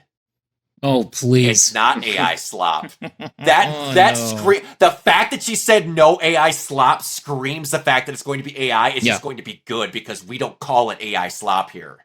Yeah. Exactly. That screamed that. And also, Microsoft, for all these people who are like, they would never. So Microsoft is just going third party. They basically already did that. They were just acting like a couple of things mattered. This is even worse than them just going full third party. This is almost like them dying. killing the entire the entire brand is going to die. So it's all already half dead. And again, people are like, okay, so she's an AI person that ran their AI core. That doesn't mean that they're going to go full on with AI. Microsoft doesn't believe in AI for everything. Last year, I had to look up the exact stats. Last year, Microsoft spent just shy of $80 billion on AI. Everything they're pushing is AI. Literally everything. If you look at CES this year, or it was all his AI. Copilot. Yeah. Yeah. And then I wrote in the old notes so I wouldn't forget. New Girl says they won't focus on AI slop, but didn't say they won't focus on AI period. And this is just last year when they said they stopped calling AI slop. Yes. All right. Exactly. Yeah, and I had there were some comments from a well-known where is my thing? From Sneeko, who is pretty known for having some scoopsies. Oh, I found her fucking thing when she got called out on being fake. Hold on. I found it. I forgot I saved it. Oh, did you? I agree. Faking would be a terrible idea and wouldn't work. I also don't expect my gamer tag to blow up in reality is more boring. I created it recently to learn and understand this world. I play with my family, and it was a shared home account across devices, which you can see in the range of games and achievements. If it's a shared home account, then that means most of the time it's probably not even her playing. Yep. But I get where you're coming from. I don't pretend to be the best gamer. Even though I'm playing, I'm still not my goal. My focus is to make Xbox the best place to play, return to our roots, ship great games, and become stronger in the future. And yes, I am writing my own posts. No, I can recognize AI speak. This is ChatGPT. Mm-hmm. Yep. And all right, where was the comments from Sneeko here? Now we got him. All right. So Phil Spencer is retiring. Sarah Bond is out. There's something worse than that. Now there squarely puts the Xbox division as one of the biggest rounds of layoffs you'll ever see under the guise of restructuring under new exec leadership. Phil's retiring. Yes, the dagger seems far from the point. The division being handed off to an AI exec, there's literally no worse scenario that could have happened. Sarah resigning is the biggest tell on what's going on behind the scenes. She's basically Spencer's disciple. Spencer and Bond out is basically a pin in Xbox headquarters. Yep. Or hardware, sorry. Yep. They are going to go and fully. And I think that this might have been, this is the Blackley stuff, so I'll let you cover that. That's what you want. So go ahead. So once upon a time in ye olden times of 2001, there was this thing called Xbox, okay? Nobody knew what this thing was, except for Bill Gates and maybe The Rock. Anyway, I was just about to say The Rock presented it. Yeah.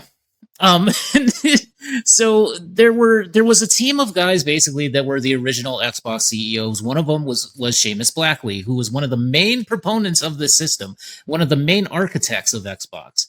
Not Bill Gates, not The Rock. It was Seamus Blackley. It was Kevin Backus, Ed Freeze. Yep. It was guys like that, basically. They were the guys, Robbie Bach. They were all the guys that were in charge of Xbox. This is the good old days, okay? This was pre-Peter Moore stuff we're talking. Yep. So this is basically the Stone Age when it comes to Xbox. Seamus Blackley has come out basically and done some comments about this situation. And he says that the Xbox brand, the Xbox name, Xbox as an entity will be sunsetted under this new CEO. Says original Xbox co-founder and console designer Seamus Blackley. Xbox, like a lot of businesses that aren't the core AI business, is being sunsetted. They don't say that, but that's what's happening. I expect that the new CEO, Asha Sharma, her job is going to be as a palliative care doctor who slides Xbox gently into the night. That's chilling.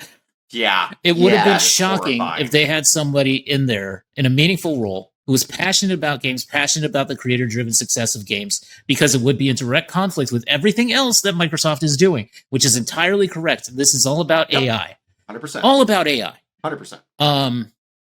I expect that they probably got more pushback than we saw publicly from possibly even from Spencer and Bond and within Xbox itself, because they know the guys that are actually doing the development for this stuff, if there is any development happening, they would be the ones that would sit there and give pushback to a company that is going full AI.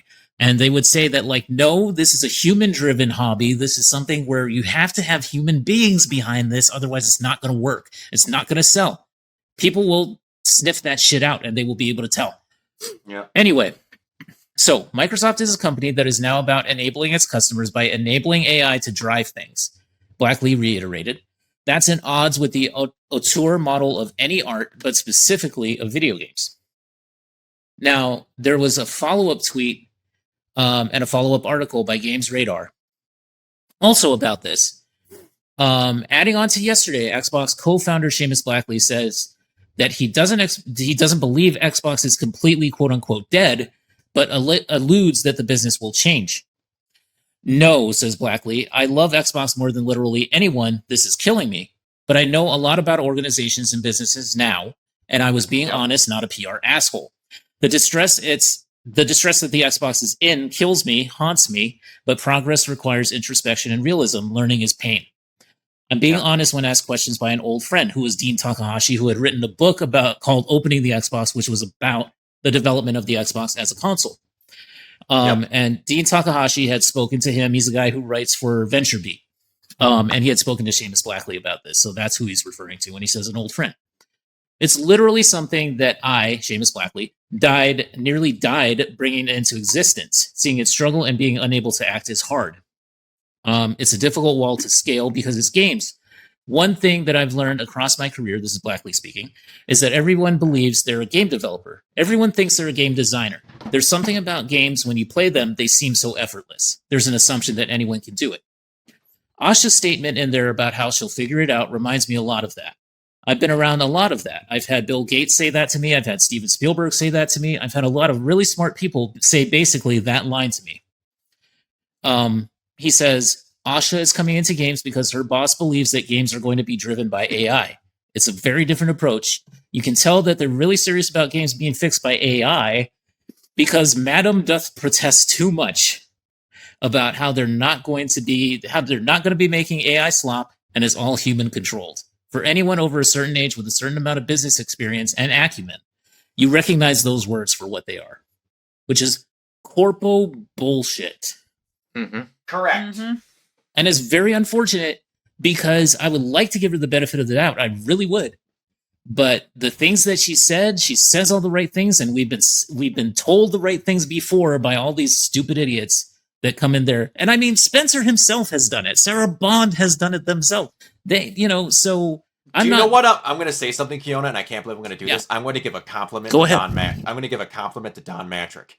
At least he was fucking honest when he was being stupid. At least he was honest about it. Yeah. He didn't give you corporate speak. He told you exactly what they were doing, and it was dumb. But he told you what they were doing. Yeah.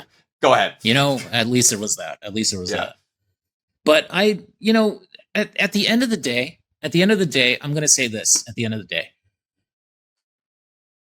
even though I didn't fully like Phil Spencer, I didn't fully like his vision, I didn't fully like Sarah Bond, and I didn't like her vision, really, when it came to Xbox and where it was going. The writing was on the wall. We could tell where it was going. Yep. But I will say that I think that at the end of the day, those two were in a better position, at least, to push back against this than this Asha Sharma person is. This person, by the way, she's a puppet, and she's kind of getting thrown under the bus here because they know the kind of reaction that they're going to get. Yeah. They know the kind of reaction that she's going to get. Yep. 100%. Putting a woman in that position, too, by the way. A woman who runs AI and it does not game. Christ. That is 3 killing facts to put out there. Oh, yeah. That's absolutely, they are destroying her career, I think. So 100%. She's getting thrown under the bus as well. But I think that what Seamus Blackley said about her being like a palliative care doctor is going to just slide Xbox quietly into the night is just one of the most chilling things I've heard. Mm-hmm. Good Lord. Yeah. That's crazy. And like I said, to me, it's just sad because I feel like the entire brand is dying. I feel like in a way this is worse than Sega. I don't know. I hate it. as somebody who has been there with the Xbox, you guys Bring can on. tell, right?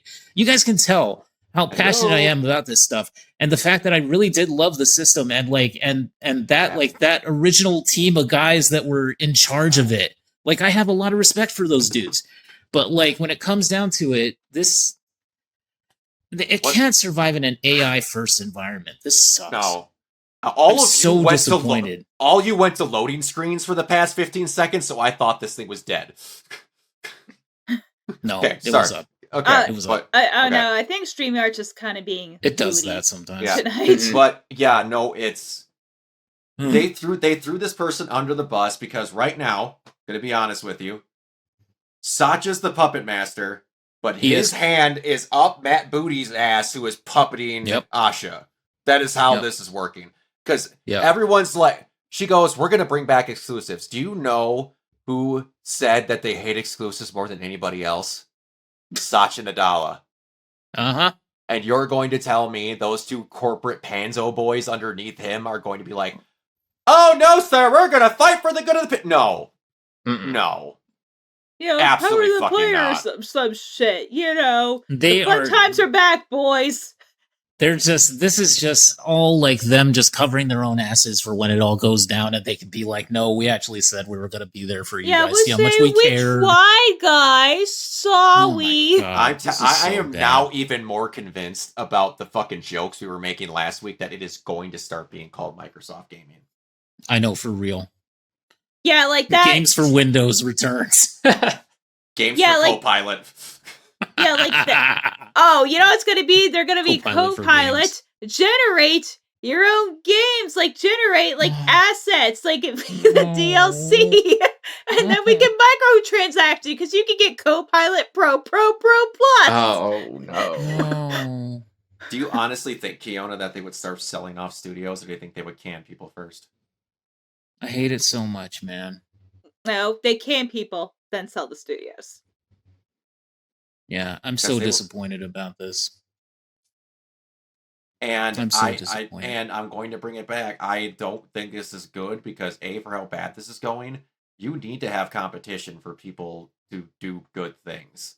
Mm-hmm. Because Sony sold a PlayStation for $600 when they didn't have competition. And that competition helped them bring that price down and win back that generation.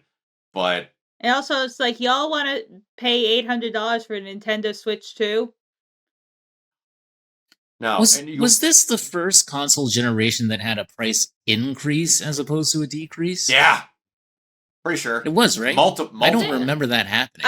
The I think PS4 never did it, and 3 never did. I think for the first time in like a hot minute. Not even just a price increase, several. Yeah. I remind everyone that a 2 terabyte Xbox Series X is $50 more expensive than the standard PlayStation 5 Pro. I Yeah. mean, really, like the last time that you could even say that there was like a pricing like increase or decrease, maybe like the original PlayStation and the Nintendo 64. No, Maybe. PS3 got dropped by like $200. Yeah. Okay.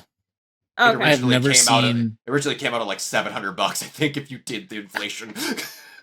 It was I fucking mad. I have never seen that happen before in my life.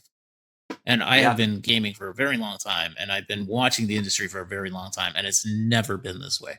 No, it never has. It's fucking crazy how this has been happening, but It's just sad, Ugh. but to tell you the truth, at the end, I mean, I almost just think it would be best if it just went away at this point because it's just horrible, and I don't want to be stuck with this shambling corpse of Xbox, which we kind of already are halfway there. And I'm going to be honest with you. I think some of the developers would be happy if they were just developing for one system Yeah. Oh yeah.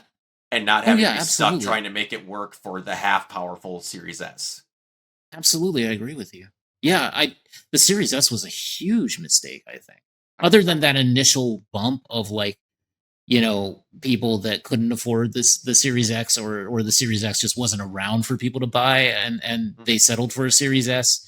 But the thing of it is the Series S Even the Xbox One X was a little more powerful than it, honestly, It if was. you look at that. It was. It was a little bit more powerful, other than resolution, maybe. Yep. But, yeah. Yep. I mean, that's just insane. Yeah, it's... All right. Let's hate move it. on to some other stuff. We only got a little bit of gaming left. All right. Yeah. YouTuber Fuez Poise I asked Christopher Judge whether he would reprise his role as Kratos in the rumored God of War remakes. Why you'd ask this when you saw T.C. Carson? Why would you ask that? Judge responded that the character will instead be voiced by T.C. Carson in those projects and he won't be involved. He also mentioned that the remakes are expected to feature upgraded technology, revamped combat systems, additional new combat. Also, according to him, the brand new God of War title from Santa Monica Studios is set to be revealed later this summer. Hey, this is cool stuff to learn.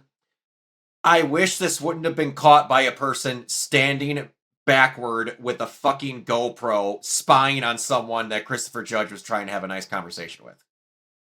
Oh, God, what? Really? If you watch the video where it's found out, Jesus. Say, where those PlayStation lights are, imagine that's like 15 feet away. Christopher Judge is at his signing table talking to a random person, and then there's another person holding their phone with a microphone attached, and like they're talking in the background, and they're just recording everything that Christopher is saying, so that they can get it recorded to spread out. What? It was That's gross. invasive as hell. It was That's gross. Disgusting. Huh? What? Do you all wonder why a lot of people at these conventions don't want to talk about the things they're involved in sometimes? Because of I hate it. fuckers like you! That is like so creepy and like a violation of not only Christopher Judge's space, but like that fan space. That Yes, other person, absolutely. too, that was there. Yeah, for real. Yeah, Jesus. it's fucking stupid. Why But would you even ask that question anyway? Because we all saw T.C. Carson out there. it was the main Christopher selling Judge point. has said that he's not involved in the Yeah, and he had to come out and Right. make a big thing on Twitter saying about this, that, and the other thing about I know. clarifying all his statements. It's He had just to like, you shouldn't clarify have to it. do this. No. So fucking stupid. All right. People are dumb. It's just what it is. All right. Although one I last- still do want to see Christopher Judge and T.C. Carson both on the same stage. So Absolutely. To Yeah. Steve's- Yeah, it'd be freaking great. To Sunny Sojek, it'd be fantastic. to Sonny. I mean, sorry. Yeah, I got absolutely. his It'd name be wrong. I awesome. apologize. Anyway, I Oh, can never you're good. remember his name. Sonny. No, you're good. All right. Yes. One patent that I just found that a lot of these Sony's making a metric assload of patents that I'm assuming that if all this actually go into the next system, the 6 is gonna be fucking loaded. Sony has patented a quote unquote soft pause system for video games. Instead of fully stopping gameplay, pressing pause slows times, lowers difficulty, adds assists like auto aim or reduces auto or visual intensity. The game keeps running normally for other players in multiplayer. A method for performing a soft pause in a video game, changing the execution from a normal mode to a soft mode pause, where the soft pause continues execution with changes to reduce gameplay intensity.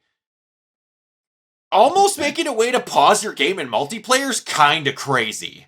Yeah. Yeah, I don't know about that. Yeah, But you could, single yeah. player, yes. Sure. yeah, it's an interesting idea. It is. Yeah. So, Mike, I assume the Annie Awards is yours. Yes. So this was a golden night for K-pop Demon Hunters. Yeah, you said the thing with the song and Yeah, they won 10, well, all of the categories they were nominated for, which includes best feature, and let's see what else, because they pretty much won everything. Yeah, like it became like a joke. Best effects for a feature, best character animation, best character design, best direction, best music, the least surprising win of the night, best production design, best voice acting for Arden Cho, Best writing, and apparently the two other writers who aren't Maggie Kane and Chris Applehans are like in their 20s, so that made me feel good. Nice. Best editorial, and I believe that's everything. The winner for best feature independent was Arco, which very well Woo, deserved. Arco. Woo. Best special production went to Snoopy Presents A Summer Musical, which is one of the many Peanuts projects on Like, Apple y'all, TV. if you're not watching like the Apple Peanuts stuff, guys, like they've been cooking for years. Yeah, pretty much ever since Apple TV launched, they were like, oh yeah, by the way, we own the space. Yeah, like pretty much they've been releasing at least one Peanuts special, like a series or thing a year since they've gotten the rights to Peanuts. Yeah, it's honestly pretty impressive. Oh, absolutely.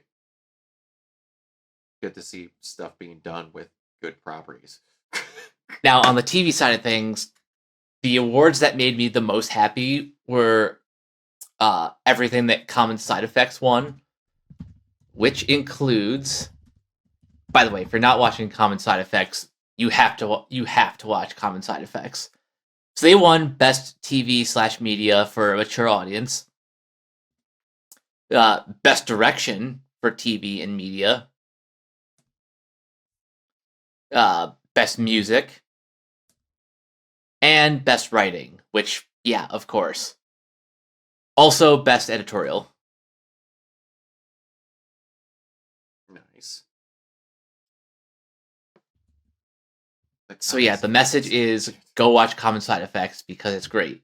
Yeah, and also watch Prehistoric Planet because that shit's good. Yeah. 100%. Oh. You But- said prehistoric. I just thought of prehistoric forest immediately from time. All right.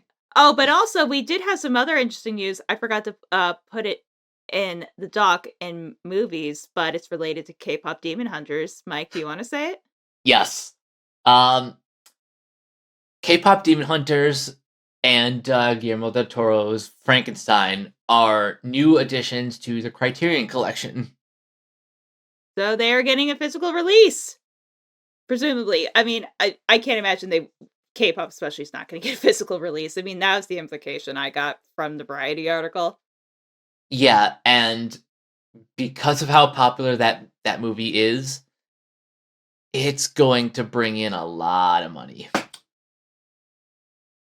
But it'd be nice that you could own K-pop Demon Hunters, presumably on a 4K Blu-ray, and Criterion releases are like the best of the best. So I'm hoping we're gonna get like an old school style, like all the special features, Yeah, all the behind the scenes stuff. that would be amazing because this is one of those movies that I want to see all the special effects, like old school style. Absolutely, yeah. And to all the people bitching about it, I'm like, one, it does fall under the Criterion's, kind of the criteria for Criterion. God, that is a mouthful.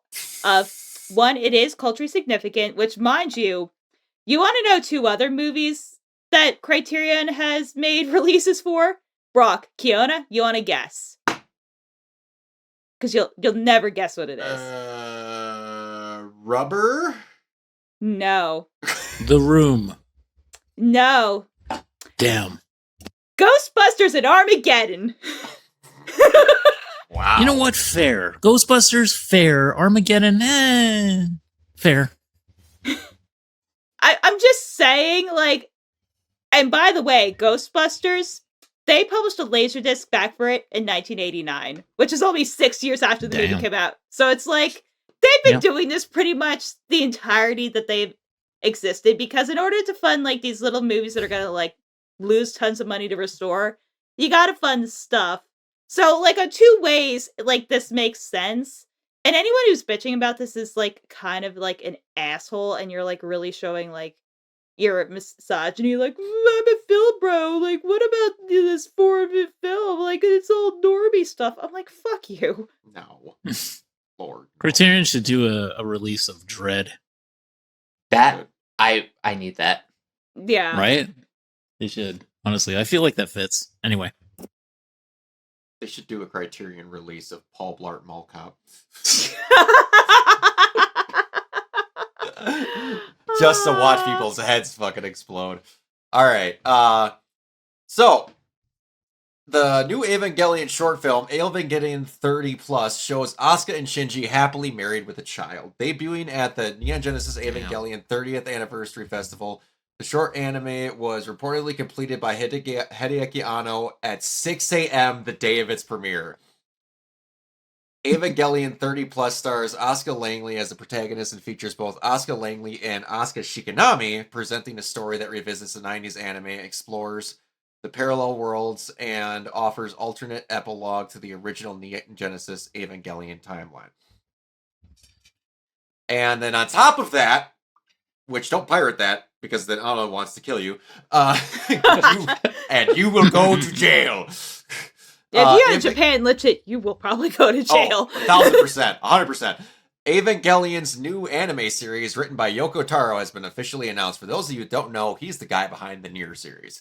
Yeah, at the Yeah. end of Evangelion 30 Plus, fans were met with a surprise announcement. A brand new Evangelion anime series is officially in the works, and it brings together an unsuspected creative lineup. The series composition and script will be handled by Yoko Taro, best known for the Nier series. Direction is set to be led by Kazuya Tsuramaki and Toru Yatabe, while the music will be composed by Keiichi Akobe. The project is being produced by Studio Kira in collaboration with Cloverworks, who I believe did the movies? Studio Kara, I think, did the movies, right? Yeah. Cloverworks did something with them as well. I think it was a co-production because Kara's like a smaller maybe. boutique studio. So I think they need other hands in like animation production. The reveal that immediately makes sent sense. shockwaves through the fandom, making a bold chapter for Evangelion Dude, I was with a shocked. team for emotionally. Yeah, from what I understand, this has like nothing to do with Ono. Oh, That's nuts. Yeah. Mm. Don't know about Which, that. honestly, if you're going to make a different version of Evangelion, at its heart, that's probably a good thing.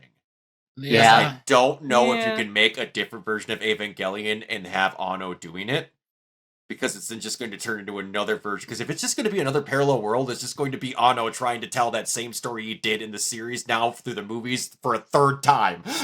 And Which- it's Well, just- here, we don't have some need to do Yoko that. Taro. Yeah, exactly. I mean, I feel like if they're gonna actually do this, I would much rather them, if they can, have like different versions of these characters, because I kind of feel like we've done like the full spectrum of like the Shinji story, and I just don't know if I have the stamina to go another round. Because you got both ways of Shinji handling the instrumentality project. You got him handling Yeah. it badly, and Yeah. handling it in the best way possibly he could with the shit situation he was dealt, and then handling it in a more mature way when he actually got all good a hold of himself when he was at better time to mature and all that. So you've gotten both ends. I don't need a third mystery option, So, but I'm always Pardon- okay with more Evangelion. pardon my ignorance for this Go ahead. one plot point, but didn't Asuka die in the end of that? Of Evangelion? which one? The Yeah. original. The original, she is being choked to death, but he stops. He stops short of killing her, if I remember correctly. Okay. Yeah. Because he's strangling her out of anger, and then he stops. Keep in mind, this is the same movie where he masturbated to her, like, half dead in Yeah. a hospital bed. Mhm. This brings But up... I mean, in the Go end of ahead. Evangelion, which was the movie thing, right? The That was movie thing, supposed yeah. to be like the more yeah, the more action oriented version of the ending of the original Yeah. series. But at the didn't end, she die in that supposedly, conflict? She supposedly doesn't... She gets into the... So you're talking about when the angels Mhm. attack her, right? yeah, when the angels attacked her, and When everything, right? instrumentation happens, all of them Yeah. get put into one thing, and at the end, you get to choose if you come back down or not. You get to choose whether you want your individuality, and then at the end, Kim and Asuka both get spit out on some beach. Yeah, and on the then, beach, right? But yeah, and then that whole thing happens. I don't remember if she exactly got killed, but her Ava got torn to shreds, like organs, the whole shit ripped out. I remember they basically mutilated her Ava. I don't remember if they exactly for sure 100% killed her before they all got sucked up or what. But it's Ava. It's. I mean, you can do basically whatever. Yeah. Okay. And Heisers, I agree. I would like get younger characters, maybe. Like you could have had all of them be a thing and existed somewhere else. Have a different chunk of the world that got involved with instrumentation, because it's not just Nerve that's dealing with Avas. Yeah. Like do like Europe or like America or some shit. Or like, what was that one facility where was that facility that got blown up that had the silver Ava that Cameron always liked? Was that in Germany? It might have been. Maybe, I don't remember, but there's other stuff you can do. Yeah, there are other things. Yeah, but all right, we're going to do that Disney stuff last. We're going to hook around to that. Kadokawa Corporation, biggest anime and manga company in the world, has reportedly a major financial drop-off. According to its latest results, operating profit fell by nearly 60% year-on-year in about $41.8 million. Biggest concern came from the anime and film division, which shifted from $38.8 million profit last year to an operating loss of around $5.9 million this year. The company explained that this happened because it focused more on new original titles and first-time adaptations instead of sequels and proven hits like ReZero, Starting to Life in Another World, Mushoku Tensei, Jobless Reincarnation, Overlord, Konosuba, God's Blessing on Its Wonderful World, and Oshinoko. Overall, the results were a financial risk of prioritizing new stories over established franchises. I just don't know how to feel about this. Yeah. I mean, because on one hand, they could be lying out of their ass, but also, two, people like familiarity and almost say that they want new things. Yeah, absolutely. They'll say they want new things, but then they'll freaking come over themselves whenever they get something that's old. Mm-hmm. And I'm not saying I'm not a part of that crowd, because I do that every now and then too. But at least we're honest about it. At least we're honest about it. Hey, do you want someone else to be honest about something too that made people not happy? Myself included. Devil May Cry series creator Adi Shankar shared a bold message about the new season. I'm allergic to formula. I dislike when successful shows turn into comfort food. Devil May Cry won't be the TV that loops. My mission for season 2 was to capture the feeling of a 2000s film franchise entry where the audience can't predict the next turn. I'm concerned. Yeah. That's concerning, yeah. Because, we couldn't do that with the first one, Audie. That doesn't mean it was good. I mean, formulas exist for a reason. Like, the optimist would be like, oh, it just means, like, you won't be able to predict it, but we all know that's not what he means. No. And, like, I'm happy for the people involved in this. I fucking love Johnny Young Bosch. He's a hero of mine. He's helped me through several horrible times in my point, from being in Power Rangers to being in Gurren to then helping making a character that got me into cosplaying. And I finally got to meet Robbie Damon last year at Umbreon, You're Not Wrong. That's a very apt description of Adi Shankar.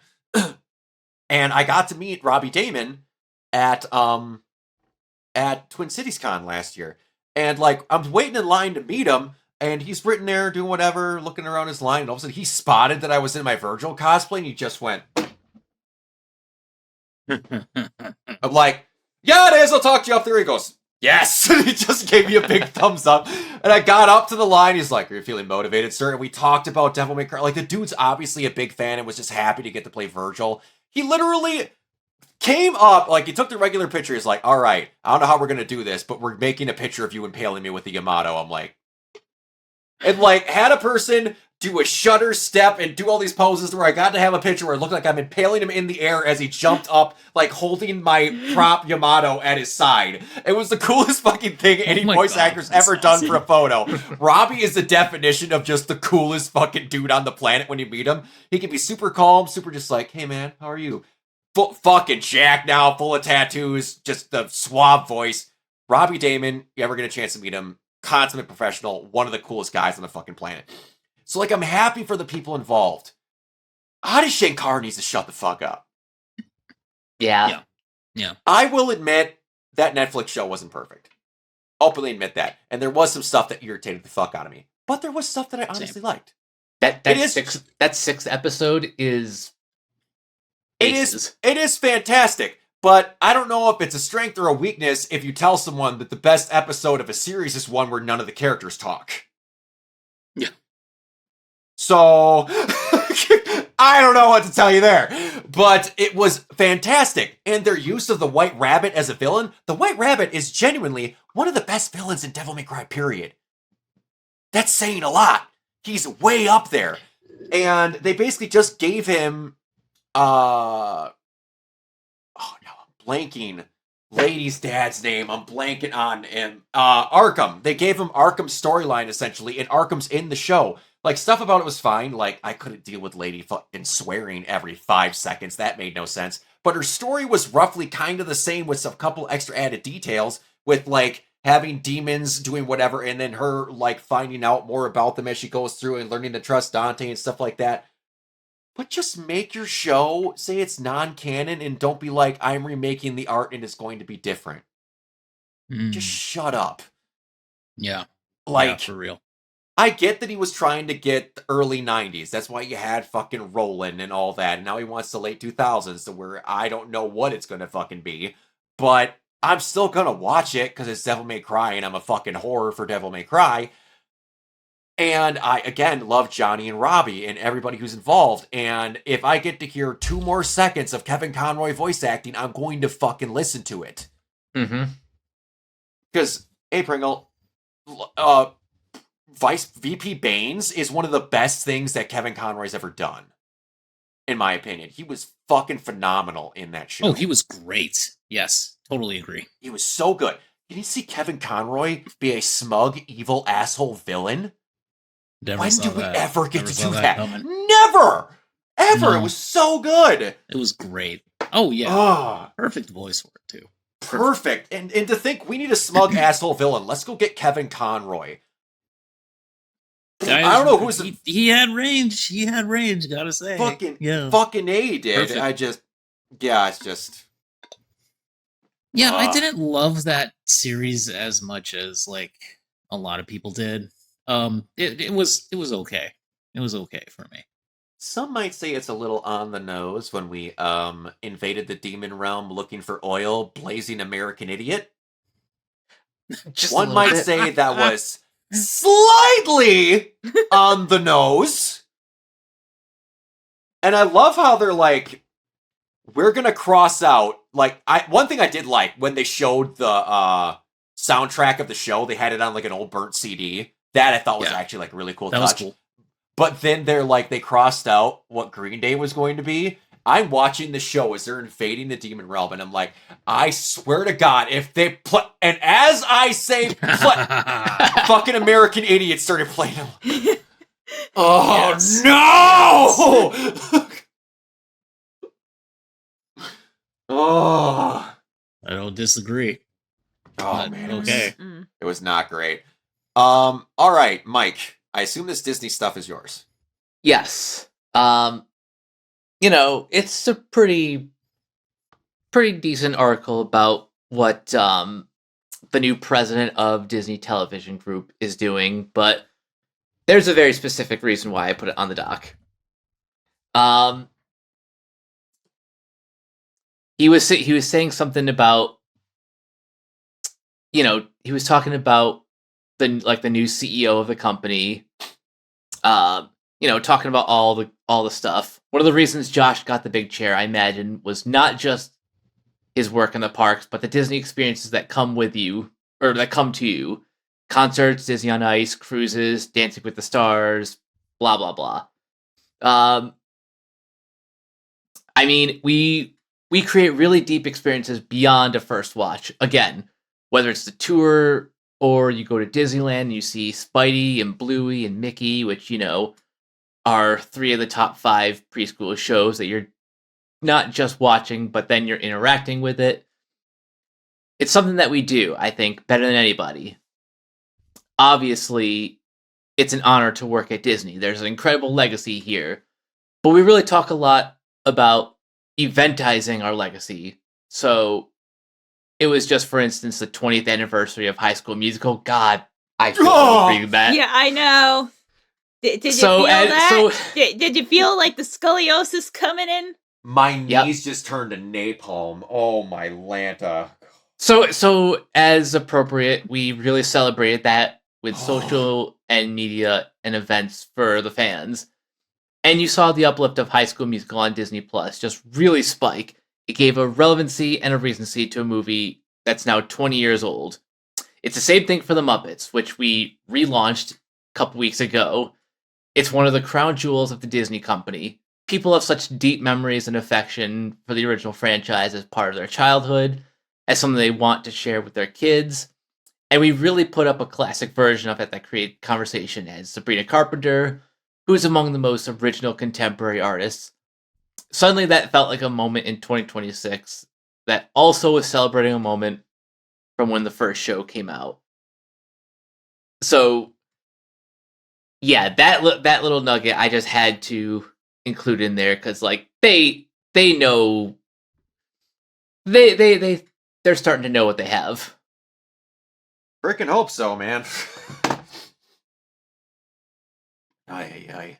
Yeah, because last year was Yeah, bad year. Like, I'm not saying if it's one of the worst years, but God, it's one of the worst ones I remember since like maybe like the early 2000s. I'm not sure which is worse, 2025 or 2023. Because at least I in think 20 I feel like it's collective though. yeah, because at least in 2023 they like had stuff like a pretty steady flow of like new animated series, movies, live action stuff. But that being their 100th anniversary and it being as bad as it was is Oh, not only that, but completely botching Disney World's like 50th anniversary. ooh, Which yeah, I that's know bad. a lot of that did have to do with COVID, which was completely out of their control. But like that is like the crown jewel of like your company of theme parks. Like that is the most visited place on like the planet in terms of theme parks, and like one of the most visited places on planet Earth to begin with. Like, just but the, like, don't get me wrong, Josh. Everything like people love Josh. Like, seems like super friendly guy. Like, super likes to engage with like fans and stuff. But at the same time, it's just like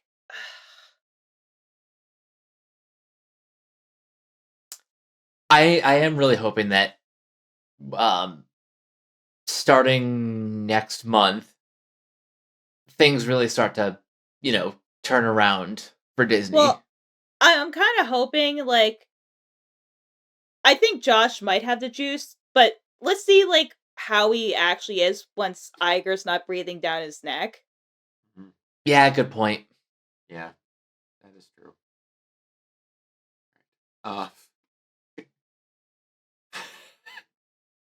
I can't fucking believe this stuff. At the age of 94, Star Trek actor William Shatner is releasing an all-star heavy metal album featuring Zakk Wylde, Richie Blackmore, and more because you try to tell him not to. Yeah, Captain Kirk is set to cover Black Sabbath, Judas Priest, Iron Maiden, and uncork some heavy-hitting originals. At the age of 94, Star Trek actor William Shatner is working on a star-studded heavy metal album featuring contributions from the likes of Zakk Wylde and Henry Rollin, covering Judas Priest, Black Sabbath, and Iron Maiden. The film star announced his yet untitled record as of today, Thursday, February 19th, via a statement on from his team. Marketing the materials promised a heavy metal extravaganza powered by a veritable army of metal stars, each personally selected and handpicked by Shatner. With a release date of sometime this year, the man himself states... Keanu sounds so thrilled that he's going to have this on his music streaming rotation. Yeah, the man himself states, metal has always been a place for imagination gets loud. This album Metal gathers... has always been a place where imagination gets loud. This album is a gathering of forces. Each artist bringing their fire, their precision, their chaos. I chose them because they have something to say, and because the metal demands honesty. I've The spent metal a demands lifetime honesty. This You does know what? sound like a Family Guy cutaway. You're very correct, Heisers. Remember that time that William Shatner made a heavy metal band? Oh, it should start out with him screaming "Con." Oh man. You know what would have been Yeah. awesome if Mick Gordon produced this? Oh God. You know, I'm just imagining like William Shatner attempting a death growl of Khan. It's gonna be. I can't. Oh my even god. at Yeah, the let me just try it. idea I'm of gonna this. do. I'm gonna do like a really bad one.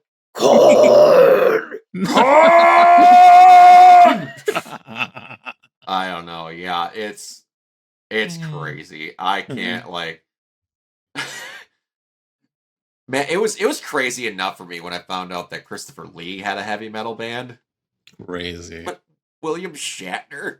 But I mean, Christopher Lee's was more like melodic death metal and kind of like bardy, Oh, which yeah, I kind of totally. get. Yeah. He's also the guy that one of my favorite stories. Small side tangent before the last topic. I know where he what the was where he story was is. talking with Peter Jackson, and there's a part where Saruman gets stabbed in the back, and Peter Jackson's like wants him to scream out loud, and then he said, "Well," and then Christopher came up to me and said, "That's not what happened, because Christopher informed me." And then it cuts to Christopher. He goes, "It's not what happened when you stab someone in the back, because you're stabbing them in the lungs. They wouldn't scream out. They would be short of breath because you're driving the air from their lungs when you stab them. I know this personally because I used to be in the special forces." And I killed Nazis. And Peter Jackson's like, okay then. Alrighty, we'll do that. I just am imagining just like the director going, and you're going to scream here, and then you expect Christopher Lee, this auteur actor, to come up to be like, "Actually, in my opinion, you should do this." He's like, "No, actually, Peter, when you actually stab someone, the air is driven out of them. I can tell you the feeling of what the stab feels like too if you." If you would like to know firsthand what it feels like, God, come meet me Christopher Lee was behind the like- trailer. Okay, thank Like, you. God, Christopher Lee was the coolest motherfucker around. Like, you know, not only like how much of a badass you have to be that, oh, by the way, I was a Nazi hunter is just like Yeah. a footnote of my career. That's just up there with heavy metal band and one of the best actors to ever live. I also hunted Nazis. Unfucking real. Oh man. Just how is this person? He's Saruman, Count Dooku, heavy metal artist, and Nazi hunter. That is a hell of a resume. All right. One last one, unless there's anyone else got anything. Sword Art Online editor Kazuma Miki voices concerns about the future of editors. Kazuma Miki, known for his work on Sword Art Online, has expressed his concern about the evolving role of editors and producers in the industry. According to Miki, editors and producers may no longer be considered essential roles unless they can clearly define their creative approach and demonstrate the value they bring to a project. He added that both he and his company feel consistent pressure reflecting growing uncertainty about how traditional editorial roles will adapt in a rapidly changing media landscape.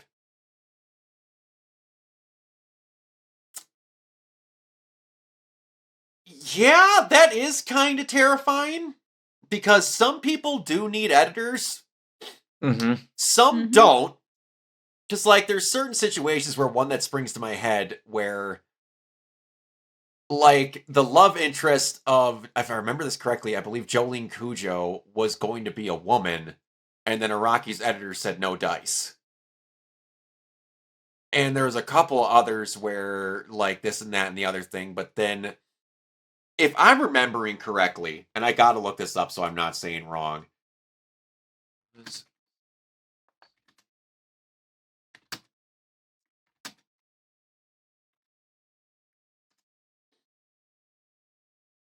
Yes.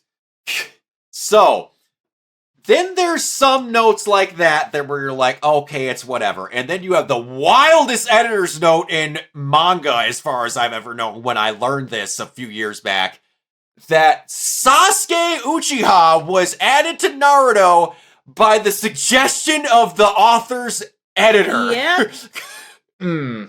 That's fucking insane! Well, because he's like, well, he needs like his own Vegeta.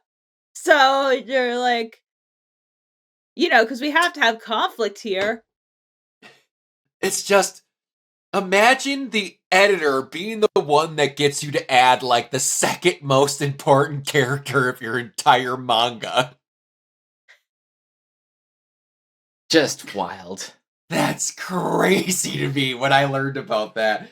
I thought that was horseshit. Oh, it's so crazy.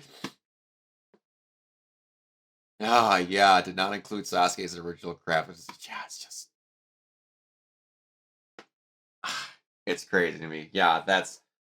And like, if you and I'm guessing it's much like they don't want simple notes from editors. They want a very clean, defined idea before you present it. If I think that's what it's being like, you need to have a definitive, almost storyline written out for this idea. Where if you're going to tell them no, you need to have an exact ... reason, or we're just not listening to you. I don't know if that's exactly what he's getting at, but that's author years ago. Go straight to the Chunin exams after its first.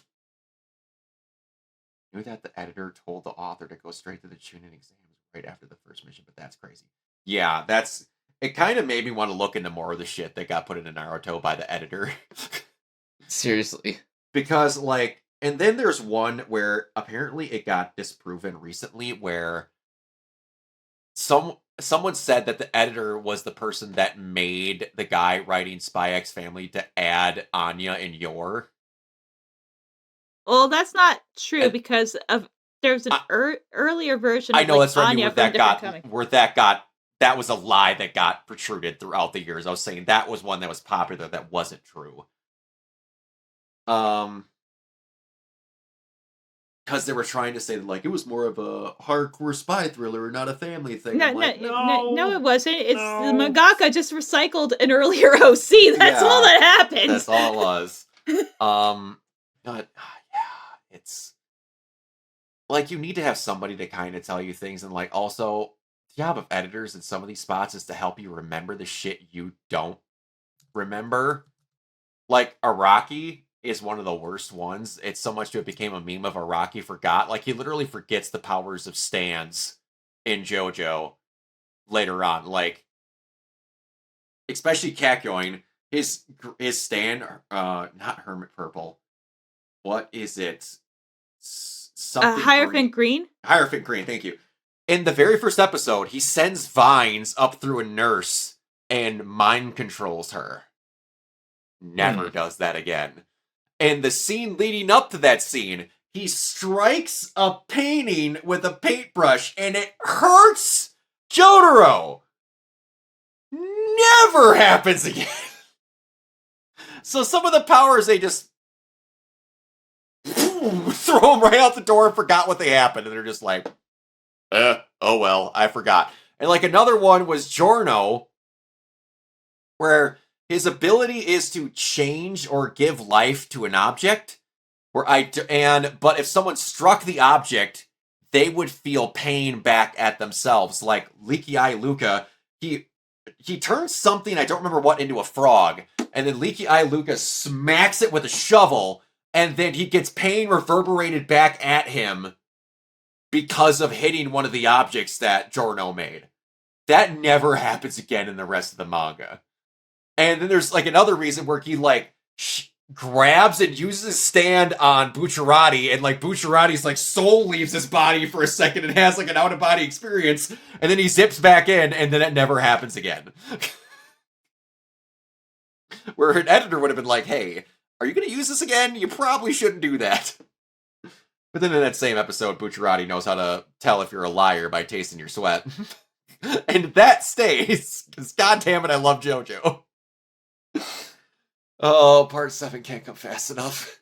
A horse race for the parts of Jesus Christ. I need it in my life. I know. And I'm begging, I'm on my knees, praying to God that the ending is Pony by Genuine. Like, there's that, but I'm telling you right now, the thing I want to happen is I hope they actually give him the honest-to-God English translation of Dirty Deeds Done Dirt Cheap. I hope they actually call it Filthy Acts Done at a Reasonable Price. I will be so happy if they actually call it that. But they might just call it DD4C. That's probably what they're going to do. Because at least that or sounds D4C, like... I mean, because at least that sounds at least cool. At least cool. But like, Flaccid Pancake... Worst Company... Some of them were just terrible. But yeah, man, I can't wait for it. Like, we still don't know who's voicing Funny Valentine. I tell you though, my fucking head exploded when I found out that Damian Haas is voicing voicing Diego. That's so cool. And Damon Mills, fucking Vegeta, is voicing Johnny Joestar. And then you have Gojo himself, KG Tang, voicing Gyro. No, he voices Frieza. Oh, what did I say? You said Vegeta. Oh, did I say Vegeta? I'm sorry, Frieza. I'm so sorry, Frieza. Yes, he's picked up after I forget her name. No, he replaced Chris Ayres after he got sick. Yeah, because it used to be a female that voiced Frieza, right? Yeah, that was Linda Young back in the early dub. Yeah. Yeah, and I've seen Damon Mills at plenty of cons, and I'm like, I don't need an autograph because I don't know anything. And then I find out he's fucking Johnny Joestar. But yeah. Anyway, that's all I have. If there's anything else anyone likes to add, if not, we can get on out of here. Yeah, I think that's a wrap for tonight. Yeah, all like right. we're already going 2+ hours. Yeah, the goose. We talked about the goose situation already. But I'll just end it with this. Animation fans suck because I keep seeing you do other stuff that we don't get covered. Stop treating women and non-white creators like shit, or not our non-binary pals too.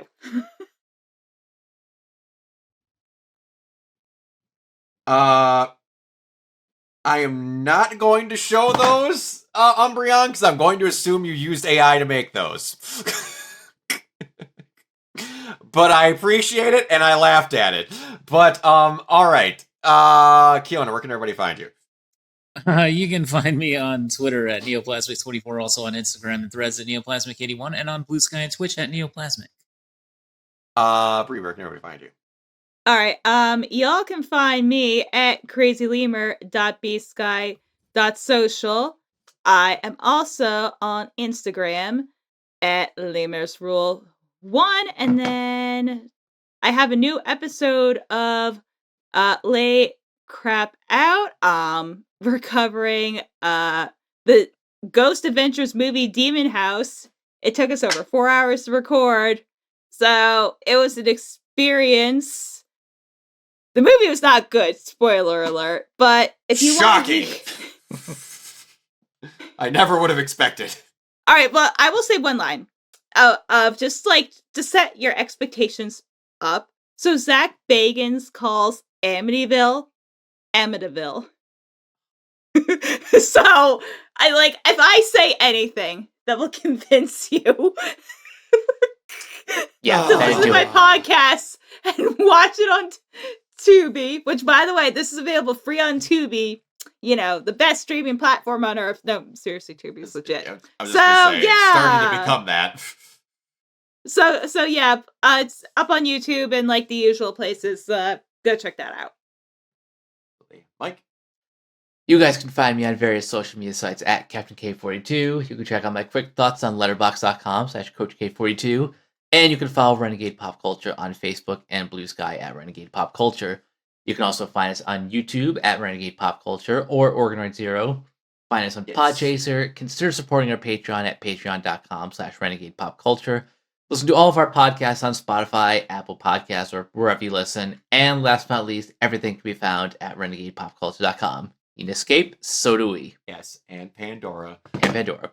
I'm blanking. Did I ask Kiona about his? Yes. Yes, I did. Okay. Yeah. All right. Yeah, you did. Okay. Sorry. Long night. And you can find me everywhere at Organoid Zero, mainly on Twitch and YouTube. Speaking of my Twitch, everyone who is not involved in anything else, come stop by, because I'm going to be streaming the ever-living shit out of RE9 this weekend. Hell yeah. Yeah, I'm going to try and beat that before Anime Milwaukee next weekend. And while I'm mean the wild dodging spoilers. And speaking of Anime Milwaukee, you can check all my cosplay stuff over at Instagram at Organoid Zero, where all that is being kept. Until next time, we will see you all later. Bye. Peace. Bye!